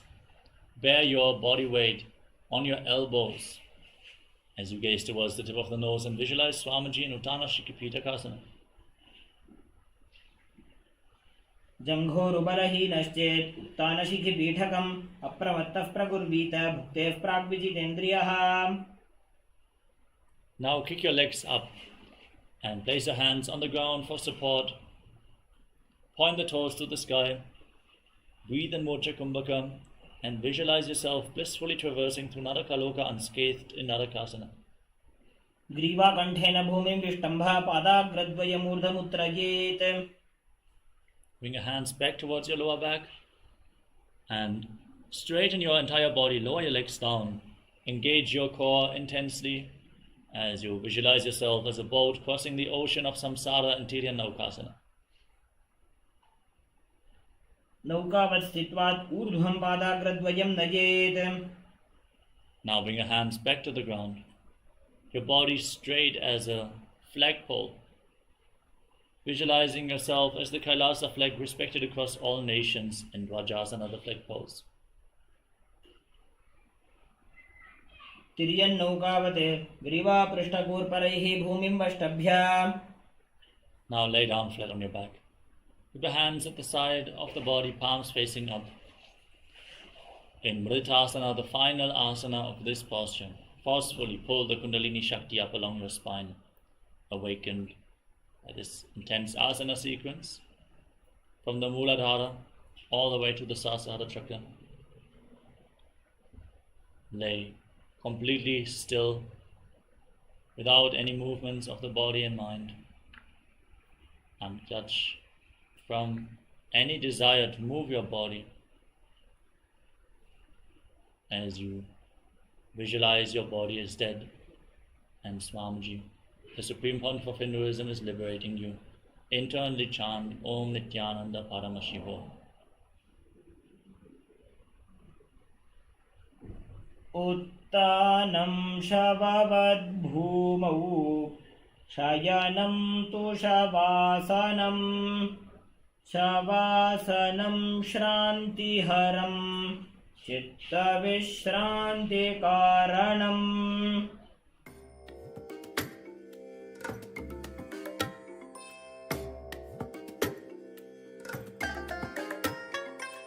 I bless you all. Let you all open all your three eyes and manifest the powers of Mahasadashiva. Om Nityananda Paramashivoham. Om Nityananda Paramashivoham. Om Nityananda Paramashivoham. Om Nityananda Paramashivoham. Om Nityananda Paramashivoham. Om Nityananda Paramashivoham.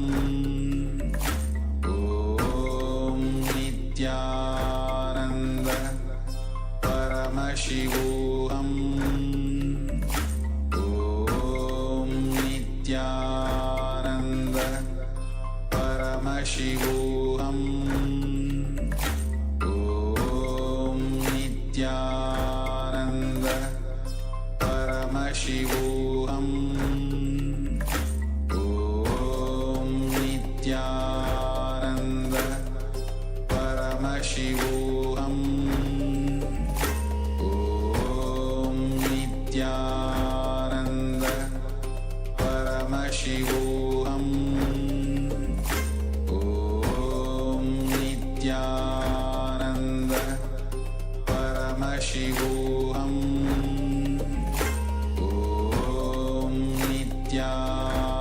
Om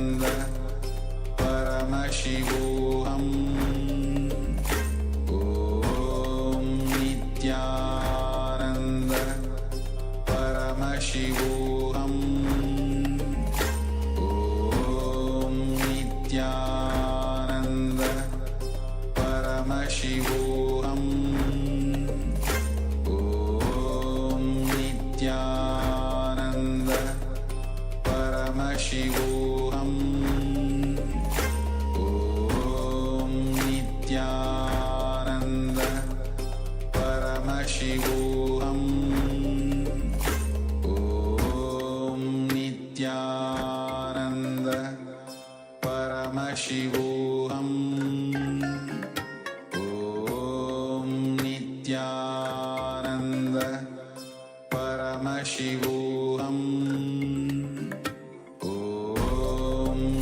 Nityananda Paramashivoham Om Nityananda Paramashivoham Om Nityananda Paramashivoham Om Nityananda Paramashivoham Om Nityananda Paramashivoham Om Nityananda Paramashivoham Om Nityananda Paramashivoham Om Nityananda Paramashivoham Om Nityananda Paramashivoham Om Nityananda Paramashivoham Om Nityananda Paramashivoham Om Nityananda Paramashivoham Om Nityananda Paramashivoham Om Nityananda Paramashivoham Om Nityananda Paramashivoham Om Nityananda. Now, slowly return to your physical body. Start to wiggle your fingers and toes, your wrists and ankles. Move your arms and legs. Bend your elbows and knees. Pull your knees up towards your chest and encircle them with your arms. Rock your body from side to side and slowly return to a comfortable seated position. Congratulations, you completed the Dvitiya Vinyasa Krama, the 308 asana sequence of Kailasa Sanjyana Yoga. Yes, celebrate yourself, applaud yourself, and let's get ready to enter into today's power manifestation. Directly after the yoga is the best that you can do. Immediately manifest the Shaktis of Paramashiva. Celebrate the awakening of Kundalini Shakti in your body by power manifestation. It will bold this experience, the breakthroughs that you have experienced today, into your muscle memory and biomemory. So with this, have your blindfolds ready. We're going to manifest the power of blindfold reading. Settle down as we are now going to conclude today's Satyananda Yoga session. Hope to see you all again tomorrow for another round of Dvitiya Vinyasa Krama.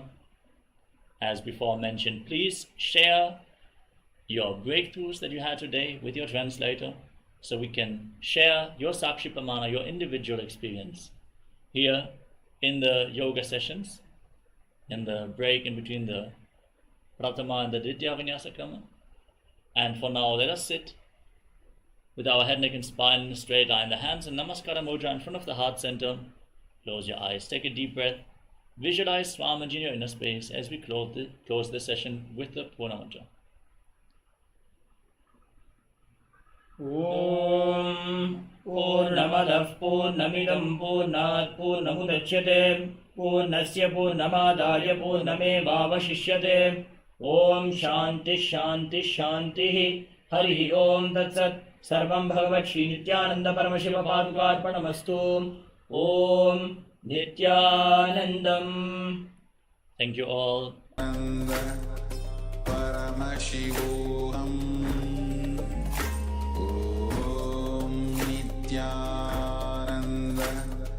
Paramashivoham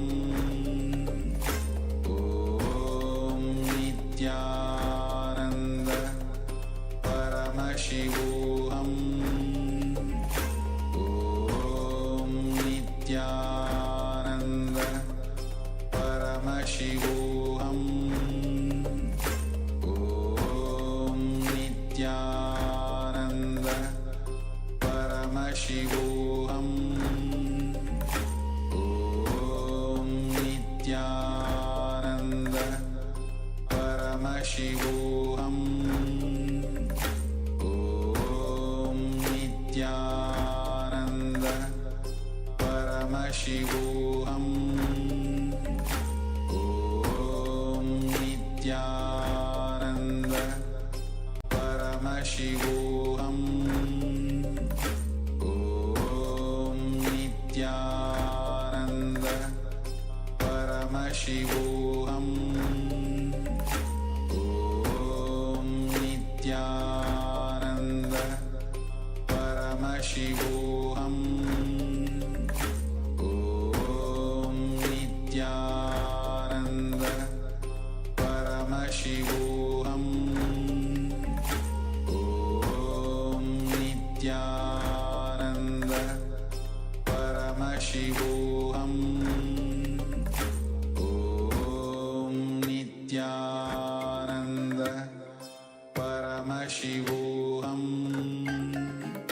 Om Nityananda Paramashivoham Om Nityananda Paramashivoham Om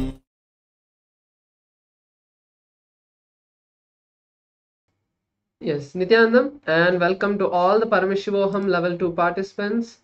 As we have all just completed the intense 308 asana sequence, the Dvitiya Vinyasa Krama just now with the blessings of Swamiji, we are now ready to manifest the powers and experience a breakthrough today. Even though you may have felt that I've been coming for these many days but have not seen a breakthrough, the block that you are facing is only because that you are feeling that it is the same thing that you are doing every day, but it is not. Every day you are being initiated by Swamiji. After every darshan, after every session, after every yoga, you are being initiated into new powerful cognitions and thought currents. So that will slowly be removing all the incompletions that you are facing. So don't feel that, okay, again, I'm going to try today. Today is the first time you're going to try after so many patterns have been destroyed by Swamiji. So let's begin the power manifestation of the power of blindfold reading, third eye blindfold reading. We are going to be first seeing the Shastra Pramana. The Shastra Pramana is the scriptural reference, the most authentic words directly from the Vedas and the Agamas, which have not only been revealed by Paramashiva himself, but it has also been tested by various masters for the last 60,000 years. Various traditions and masters have tested it, and even Swamiji has manifested this power and initiated thousands of people today to be able to manifest this power. So it is time tested and foolproof, and you can manifest this power. So with this, let's now listen to the Shastra Pramana, which is there in the Vijnana Bhairava Tantra, a very powerful scripture where Paramashiva reveals 112 different techniques. So in the Vijnana Bhairava Tantra, the verse number 34 is where Paramashiva reveals this science. Let me now chant the Shastra Pramana for all of you, and then we'll move into manifestation. Kapalantarmanonyasya tishtanmilitalochanaha kramena manaso dharyat lakshayet lakshamuttamam. Paramashiva says, by fixing the mind on the inner space within the crown center, sitting stably without any movement, having the eyes closed in succession, by that stability of the mind and inner space, through the power of third eye, one directly sees the ultimate goal, Lakshyam, having the vision beyond the sight that reveals any place or object, attaining the space of oneness with the source, Paramashiva. So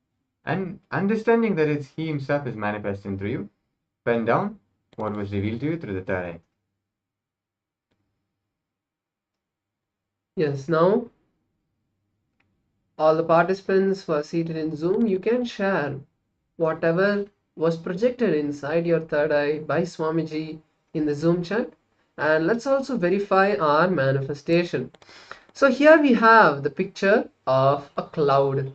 So the cloud shape was what was projected for all of you. So if you are able to see oval, if you are able to see circle, that is perfectly fine. You have manifested. Yes, we complete for the technical glitch that happened. So let us now move to the next round of the manifestation now. Once again, close your eyes and be seated.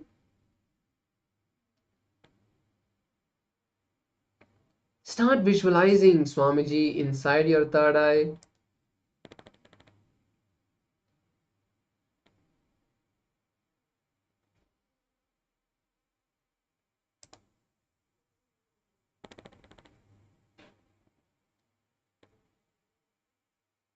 Now, intensely chant the Mahavakya. Om Nityananda Paramashivoham. The next image shape is being projected for all of you to start seeing. Intensely chant the Mahavakya and request Swamiji to reveal what was projected. Let's begin. Paramashivoham Om Nityananda Paramashivoham Om Nityananda Paramashivoham Om Nityananda Paramashivoham Nityananda Paramashivoham Om Nityananda Paramashivoham Om Nityananda Paramashivoham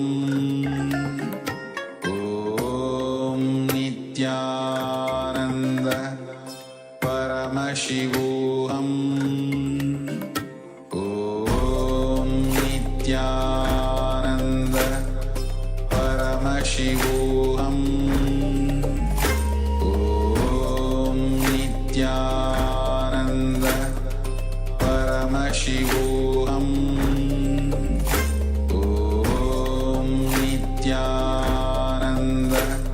Paramashivoham Om Nityananda Paramashivoham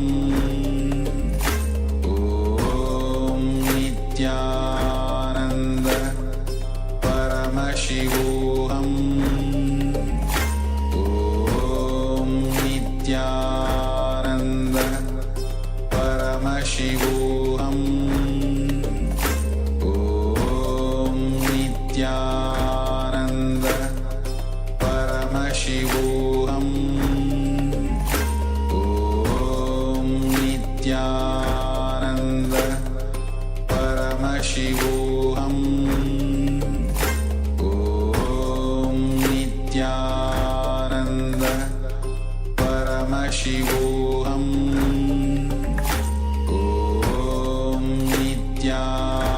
Om Nityananda Paramashivoham Om Nityananda Paramashivoham Om Nityananda Paramashivoham Om Nityananda Paramashivoham Om Nityananda Paramashivoham Om Nityananda Paramashivoham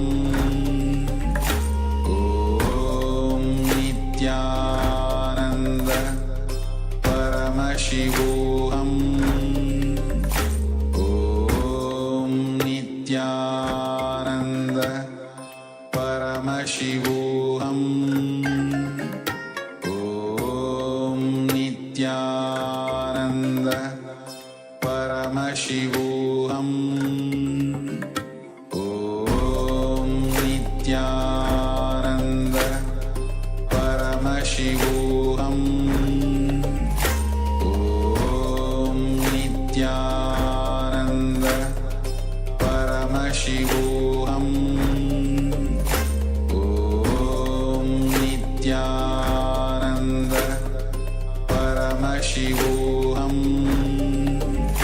Om Nityananda Paramashivoham Om Nityananda Paramashivoham Om Nityananda Paramashivoham Om Nityananda Paramashivoham Om Nityananda Paramashivoham Om Nityananda Paramashivoham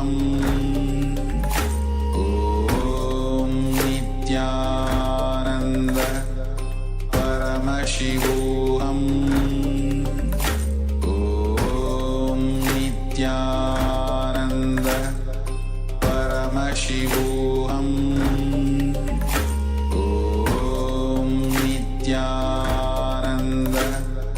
Paramashivoham Om Nityananda Paramashivoham. Yes, so now let us open our eyes, and you can start penning down and sending your messages in comment section of what you have manifested, what Swamiji has revealed to you through the third eye, and we will be moving into the verification part of this power manifestation. So one participant is saying that they saw a cone, and let's now verify. So yes, the shape is very similar. It still is a triangular shape and it's a diamond. So you have manifested.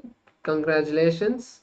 And all the other participants who have seen anything related to diamond, if you saw a cone, if you saw a triangle, even a star, that's fine. You have manifested the power and you can celebrate yourself by sharing your experience in social media. So yes, and with this we come to the end of the first round of the power manifestation, and now let's move into the first session of today's program, where we are going to be learning about the reality, science of how to see life from the space of reality. Before that, let's understand where we can learn about this science. The Upanishads, which are the most ancient and the source scriptures, they have no author. It is the cosmic blessings of Paramashiva, the unmanifest form of Paramashiva, that revealed the Upanishads to humanity. And it's thanks to the great ancient rishis who were able to be in that space of oneness with Paramashiva and decode them for us. So let's now see in more detail about what are the Upanishads and what powerful cognitions the Upanishads hold. So first let's understand what are the Upanishads. Upanishads are existence singing about its existence. The very apaurishyatva, meaning authorlessness, makes the Upanishads most authentic scripture. So there's a Sanskrit verse which means authorless, immeasurable, incomprehensible, and inexpressible. Yes, so Upanishads actually stand for the living Advaita, knowing you can never be violated, be in the original space of Advaita, automatically making all the so-called fears, incompletions, pain patterns melt down. All this, when we manifest it, is living Advaita, or living in the space of ultimate, in the space of oneness. And here Swamiji is revealing that Upanishads are the first and the foremost sacred text based on which your lifestyle should be aligned. He says that Upanishads should be read, reread, understood, digested, realized, lived, radiated, spread, and worshipped as well.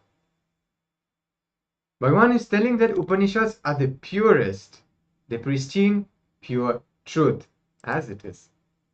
So, when we ask the question, how were the Upanishads revealed? It is by the rishis.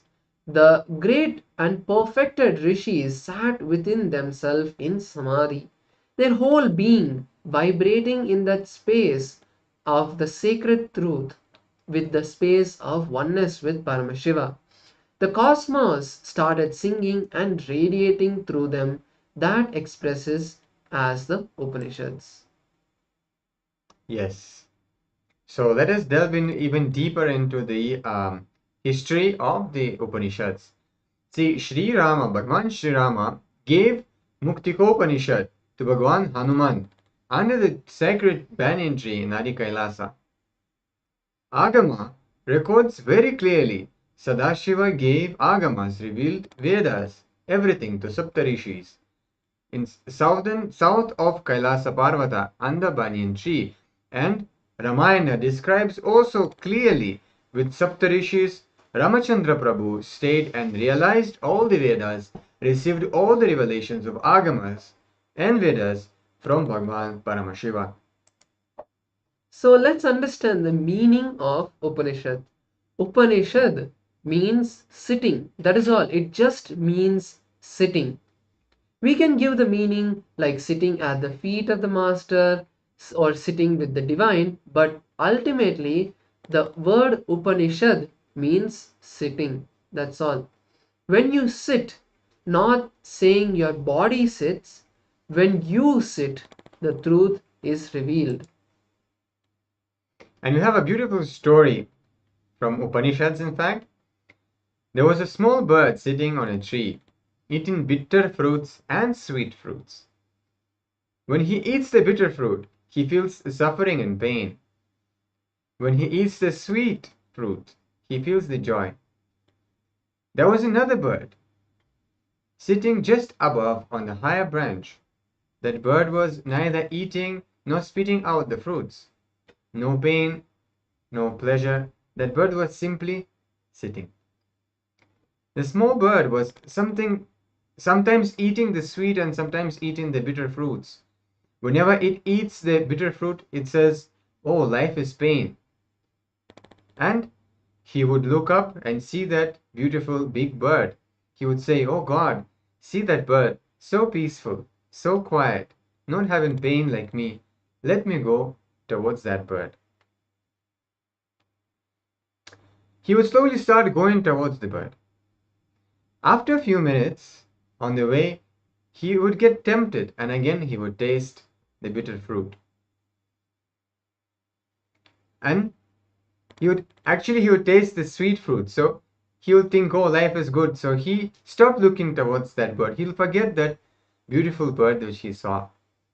And like this, going back and forth after 2-3 times, eating bitter and sweet fruits, naturally he would land on the most bitterest fruit possible. Then immediately he would again remember, no, life is pain, I am suffering, I have to go back. Then he would again look up and start going near the big bird. And the story says, jumping again and again like this, the bird wasted a few 100 years. Finally, when he tasted the worst fruit, he said, "No more opening my mouth. Enough, I'm done." Then, in the ultimate frustration, he spits out what is in his mouth and takes a strong decision. He goes towards the big bird to be with that bird itself. When he went near that bird and touched him, suddenly this small bird realized that the aura of the energy around the big bird is slowly engulfing him also. Slowly he saw he is not a separate bird. He is just a shadow of the big bird. He was always thinking he was a separate bird, but he was never a separate bird. The moment he realized that shadow disappeared into the big bird. So the Guru is the big bird in our life. The Guru is the powerful wake-up call towards your spiritual possibility. The Paramashiva component of you, which fulfills whatever you want, which gives you so much of the feeling good about you, is the real you. No one can cut it, no one can burn it, no one can take it away from you. Any spiritual book that provokes you to dissolve into the truth, only the Upanishads can provoke the cosmos to dissolve into you. So let's now watch a beautiful satsang where Swamiji himself introduces the Upanishads. Let's be in the space of listening now and receive these powerful truths.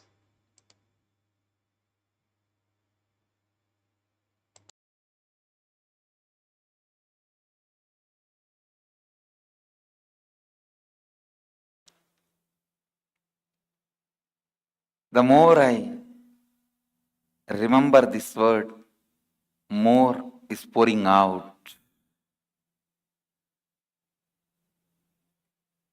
I'll continue to expand on apaurushyatva, means authorless.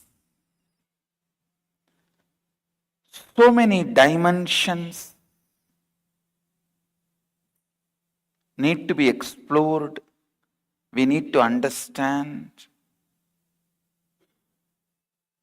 about this concept of apaurushyatva, authorless. Please understand, yesterday as I was explaining,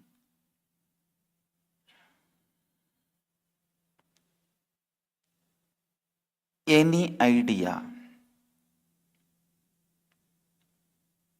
any truth, any concept, any theology, the more the person is present in that theology, more it is useful only for him, not for the whole world, not for the whole, not for the humanity or the society or the whole universe. Less the individual is present, more the concept, the idea, the theory, the philosophy, useful for the humanity, society, for the whole. Less the part is present, more useful for the whole. More the part is present, less useful for the whole. Understand?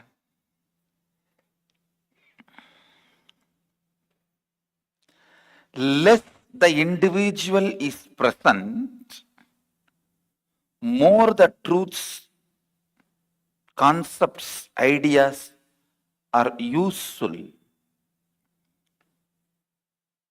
to the whole humanity, society, and the universe. More it is universal, less individual. More individual, less universal. The individual's influence should only be for the sake of enriching, never for the sake of establishing the person's identity. I tell you, history is always written by the people who won the wars. That is why it is never factual as it happened. No.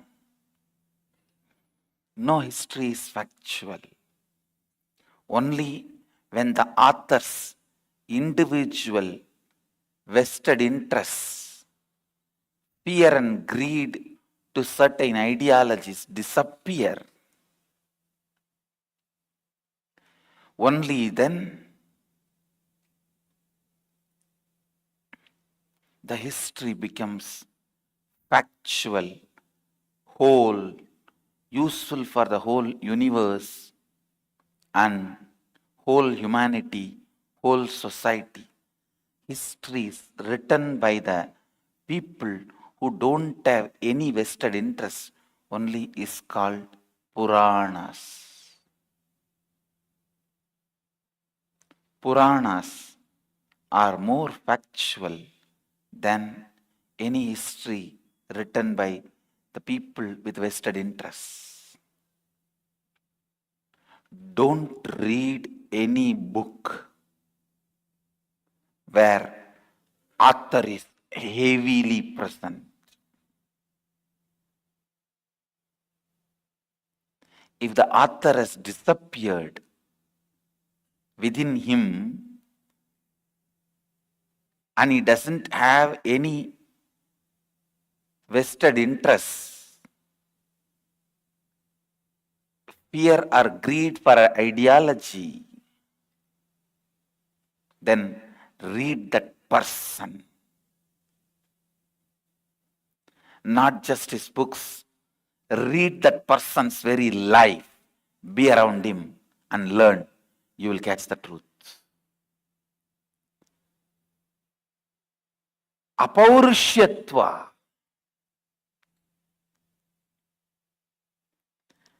Even if author wants to establish his name, there is a corruption. There is a reason. There is a vested interest.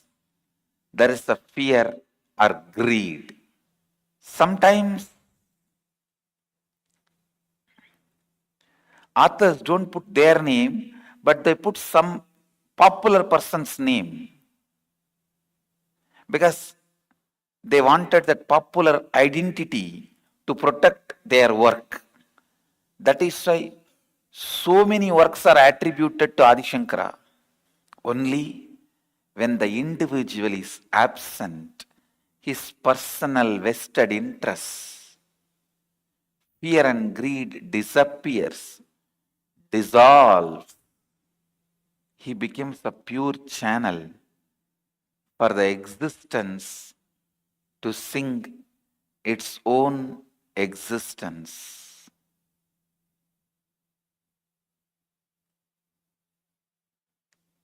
Upanishads are the existence songs about its existence. Existence songs about its existence. Upanishads, they are so extraordinary. No one can claim ownership.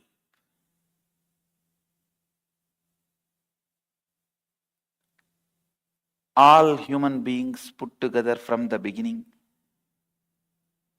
We have built so many cities all around the planet Earth. But can all of us put together claim, even after all this work, can we claim ownership for the planet Earth? No. It is too big to claim ownership. Natural disasters and calamities are again and again the nature's legal notice to us saying, don't claim ownership. Natural disasters and natural calamities are the legal notice sent to human beings again and again. Just because you built so many cities, don't claim ownership. Maybe you have done a great job, but that does not give you right to claim ownership. These great truths revealed in the Upanishads. Listen. The truths revealed in the Upanishads are too big.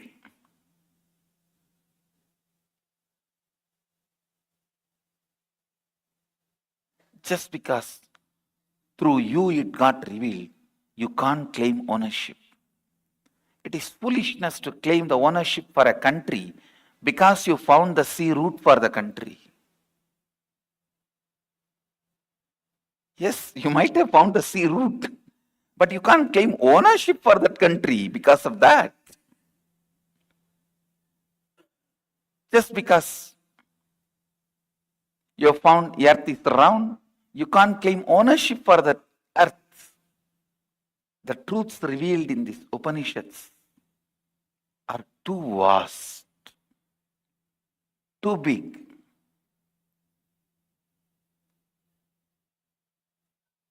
Rishis not only did not want to claim ownership, they did not even want to leave their name as the authors. Those few beings who raised themselves to vibrate in the very frequency of the cosmos, the very frequency of the Brahman universe, they actually disappeared into that. When they disappeared into that, whatever truths they received, whatever truths oozed out of them, expressed through them,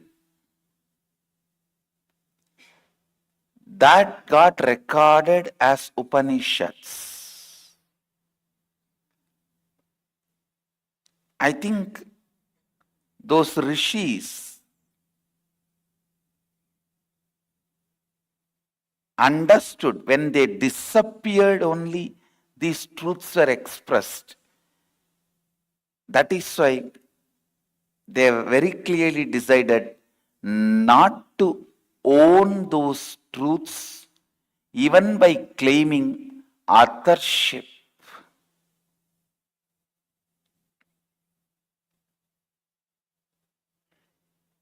I tell you, for a person who lives having few cows for his livelihood,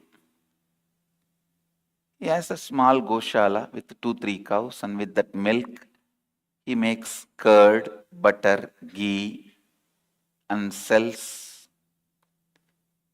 For that kind of a person, asking him to give all the milk and pour it on a deity as abhishekam is the biggest sacrifice, understand? Because that's the fruit of his whole life, his efforts. An agriculturist, asking him to give away all his grains in Annadanam, that's a too big sacrifice, because that is the essence of his whole life, his whole life's fruit.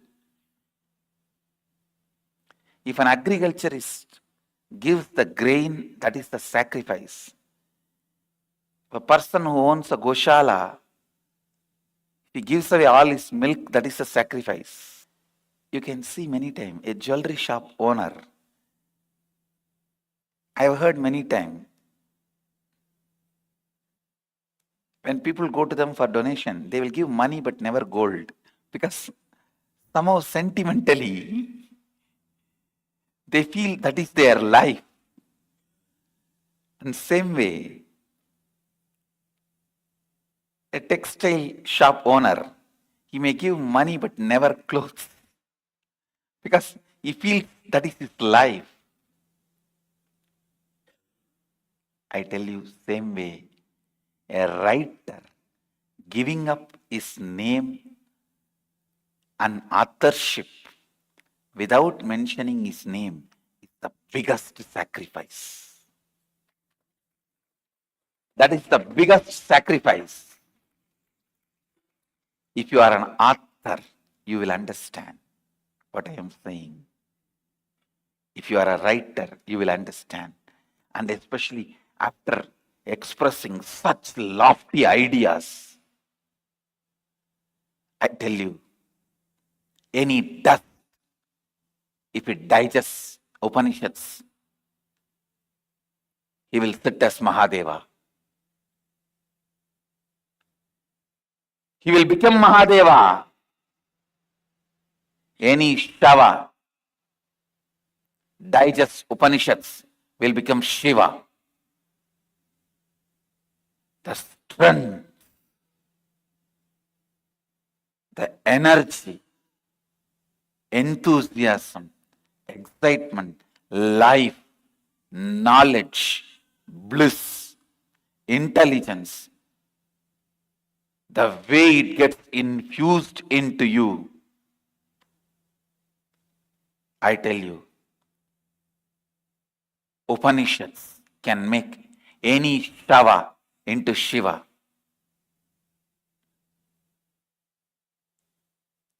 It made ordinary village boy into Nityananda. Understand?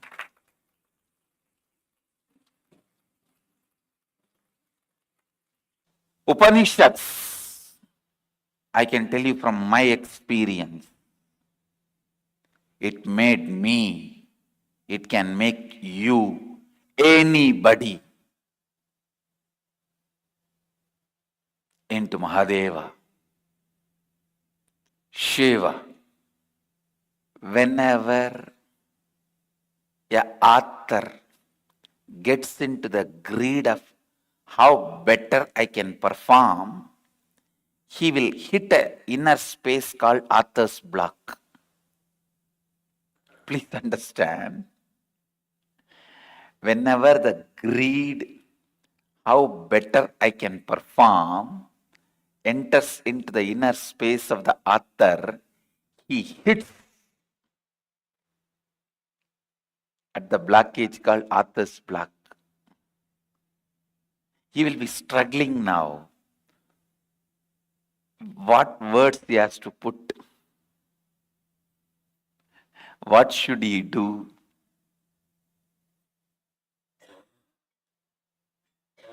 It's called writer's block. The individual's presence, more the individual, less universal. More universal, less individual. This very apaurishyatva, authorlessness, makes Upanishads authentic, most authentic scripture. When the historian's individual vested interest disappears, history becomes truthful, factual. When the scientist vested interest disappears, science becomes universal and useful. I tell you, most of the scientific researches in the modern day are aimed towards bringing the conclusion which is useful for the person who is funding the experiments and researches. Nowhere the Satya is the goal. Nowhere the truth is the goal. It is very rare people stumble upon the truth. If you want the truth, go behind the scientists who don't have anybody funding them for any vested interests. Because I am doing a lot of researches in the field of yoga, kundalini, meditation. We have already done so many breakthrough researches.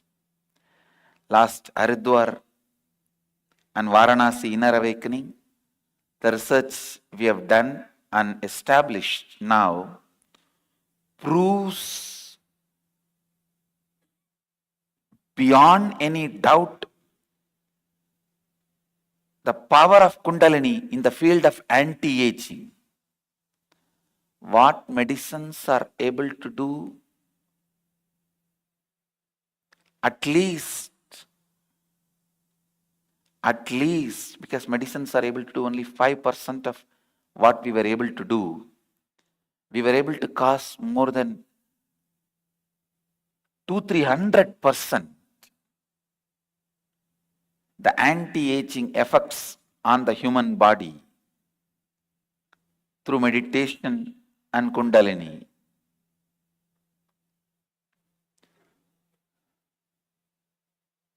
Understand, but the field of scientific research, when I am working with more and more universities, more and more scientists, and more the people who fund, people who give grants, when I'm entering into this, that's a different world. When I look at that world, I realized one truth. There is nothing scientific about any scientific experiments. I'm very open. Most of the surveys, researchers, most of them are funded by some people aiming to prove some ideas, concepts, truths, which is useful for them. For them to establish something in which they have vested interest, they go on funding this kind of researches and they get the result they want. It is like conclusion is already arrived, then researches are conducted. Not that hypothesis is supposed to be explored.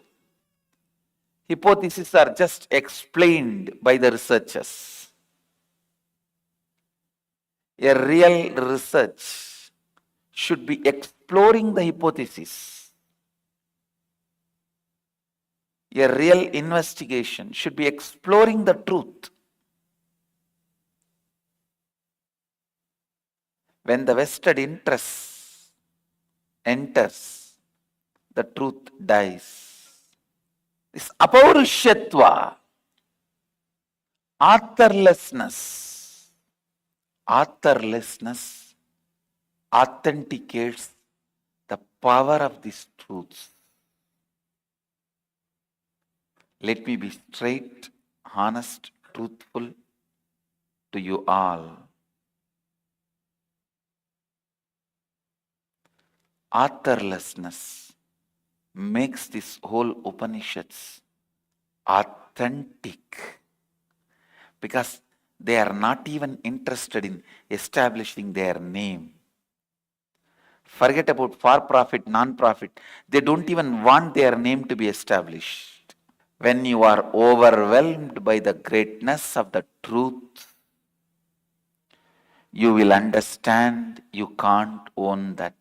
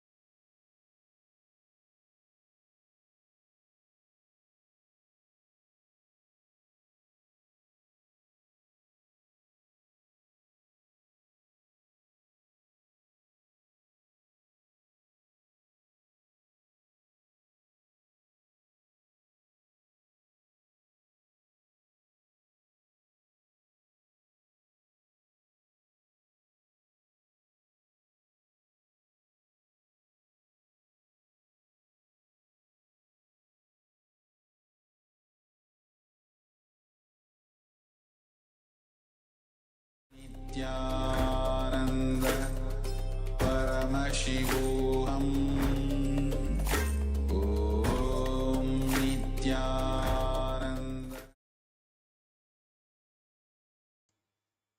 Yes, so that was a powerful satsang, and let's now internalize these powerful truths. So let's strengthen our understanding of the Upanishads before exploring them further.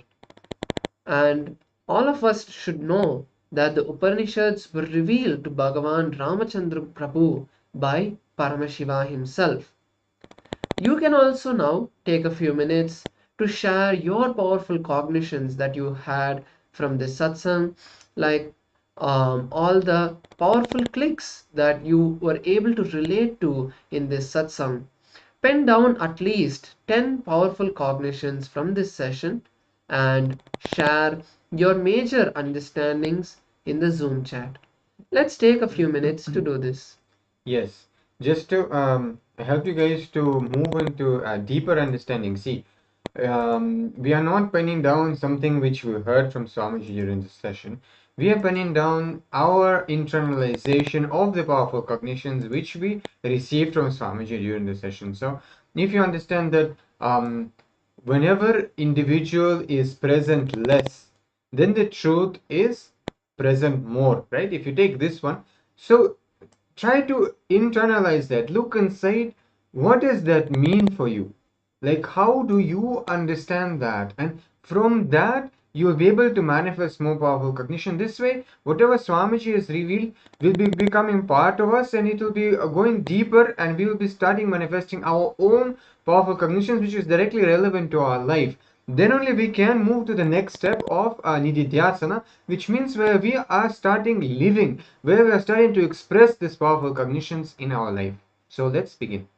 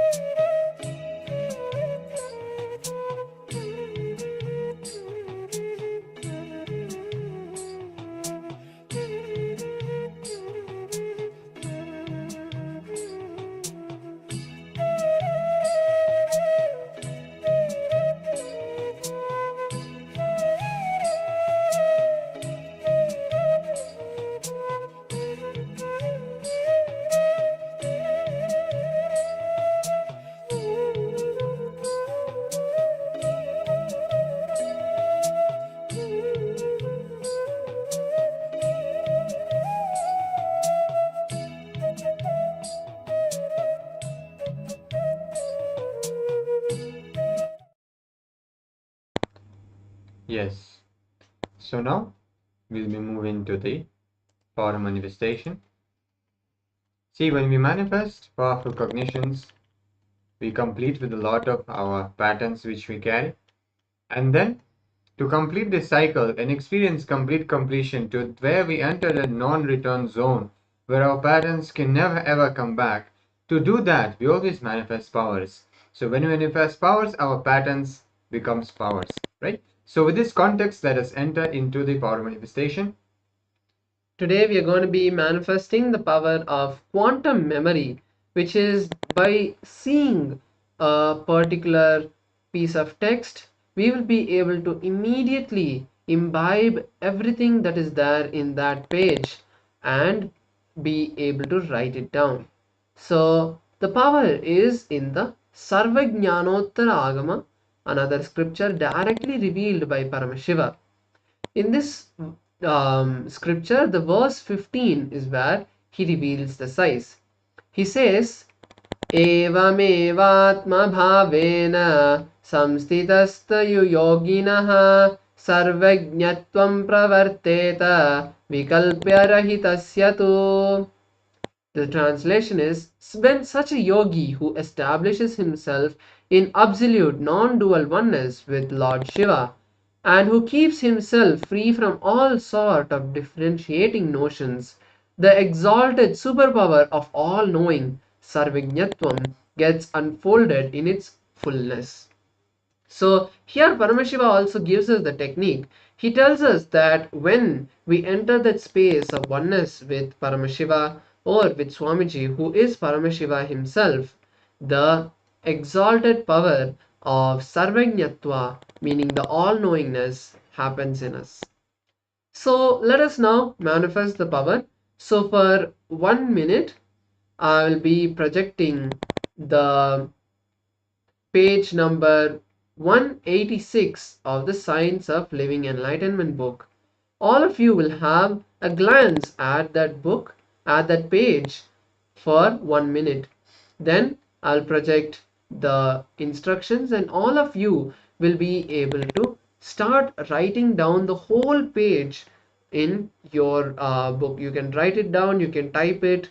When you're seeing, don't just look at it as if you're trying to see a paper and try to remember as many words as possible. No, look at it as if you're looking at Paramashiva. And at that time, intensely chant the Mahavakya and request Paramashiva to download the entire information into you. So let's now move into the power manifestation.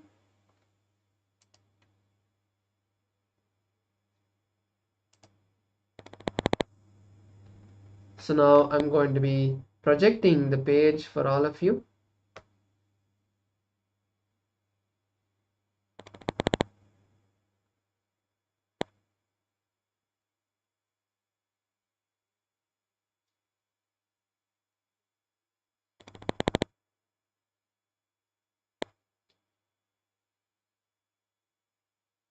So this is the page 186 of the Science of Living Enlightenment book.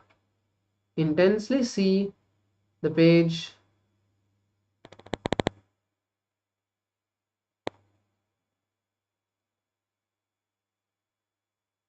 Do not try to remember the words, just look at them as you're looking at Paramashiva.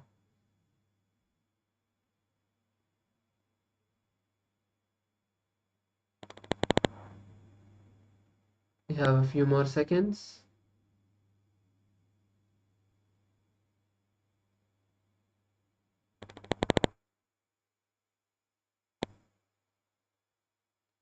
Yes.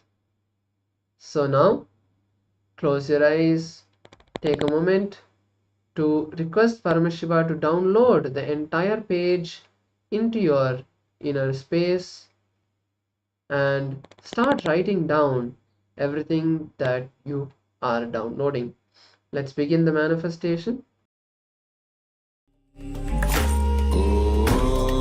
Nityananda Paramashivoham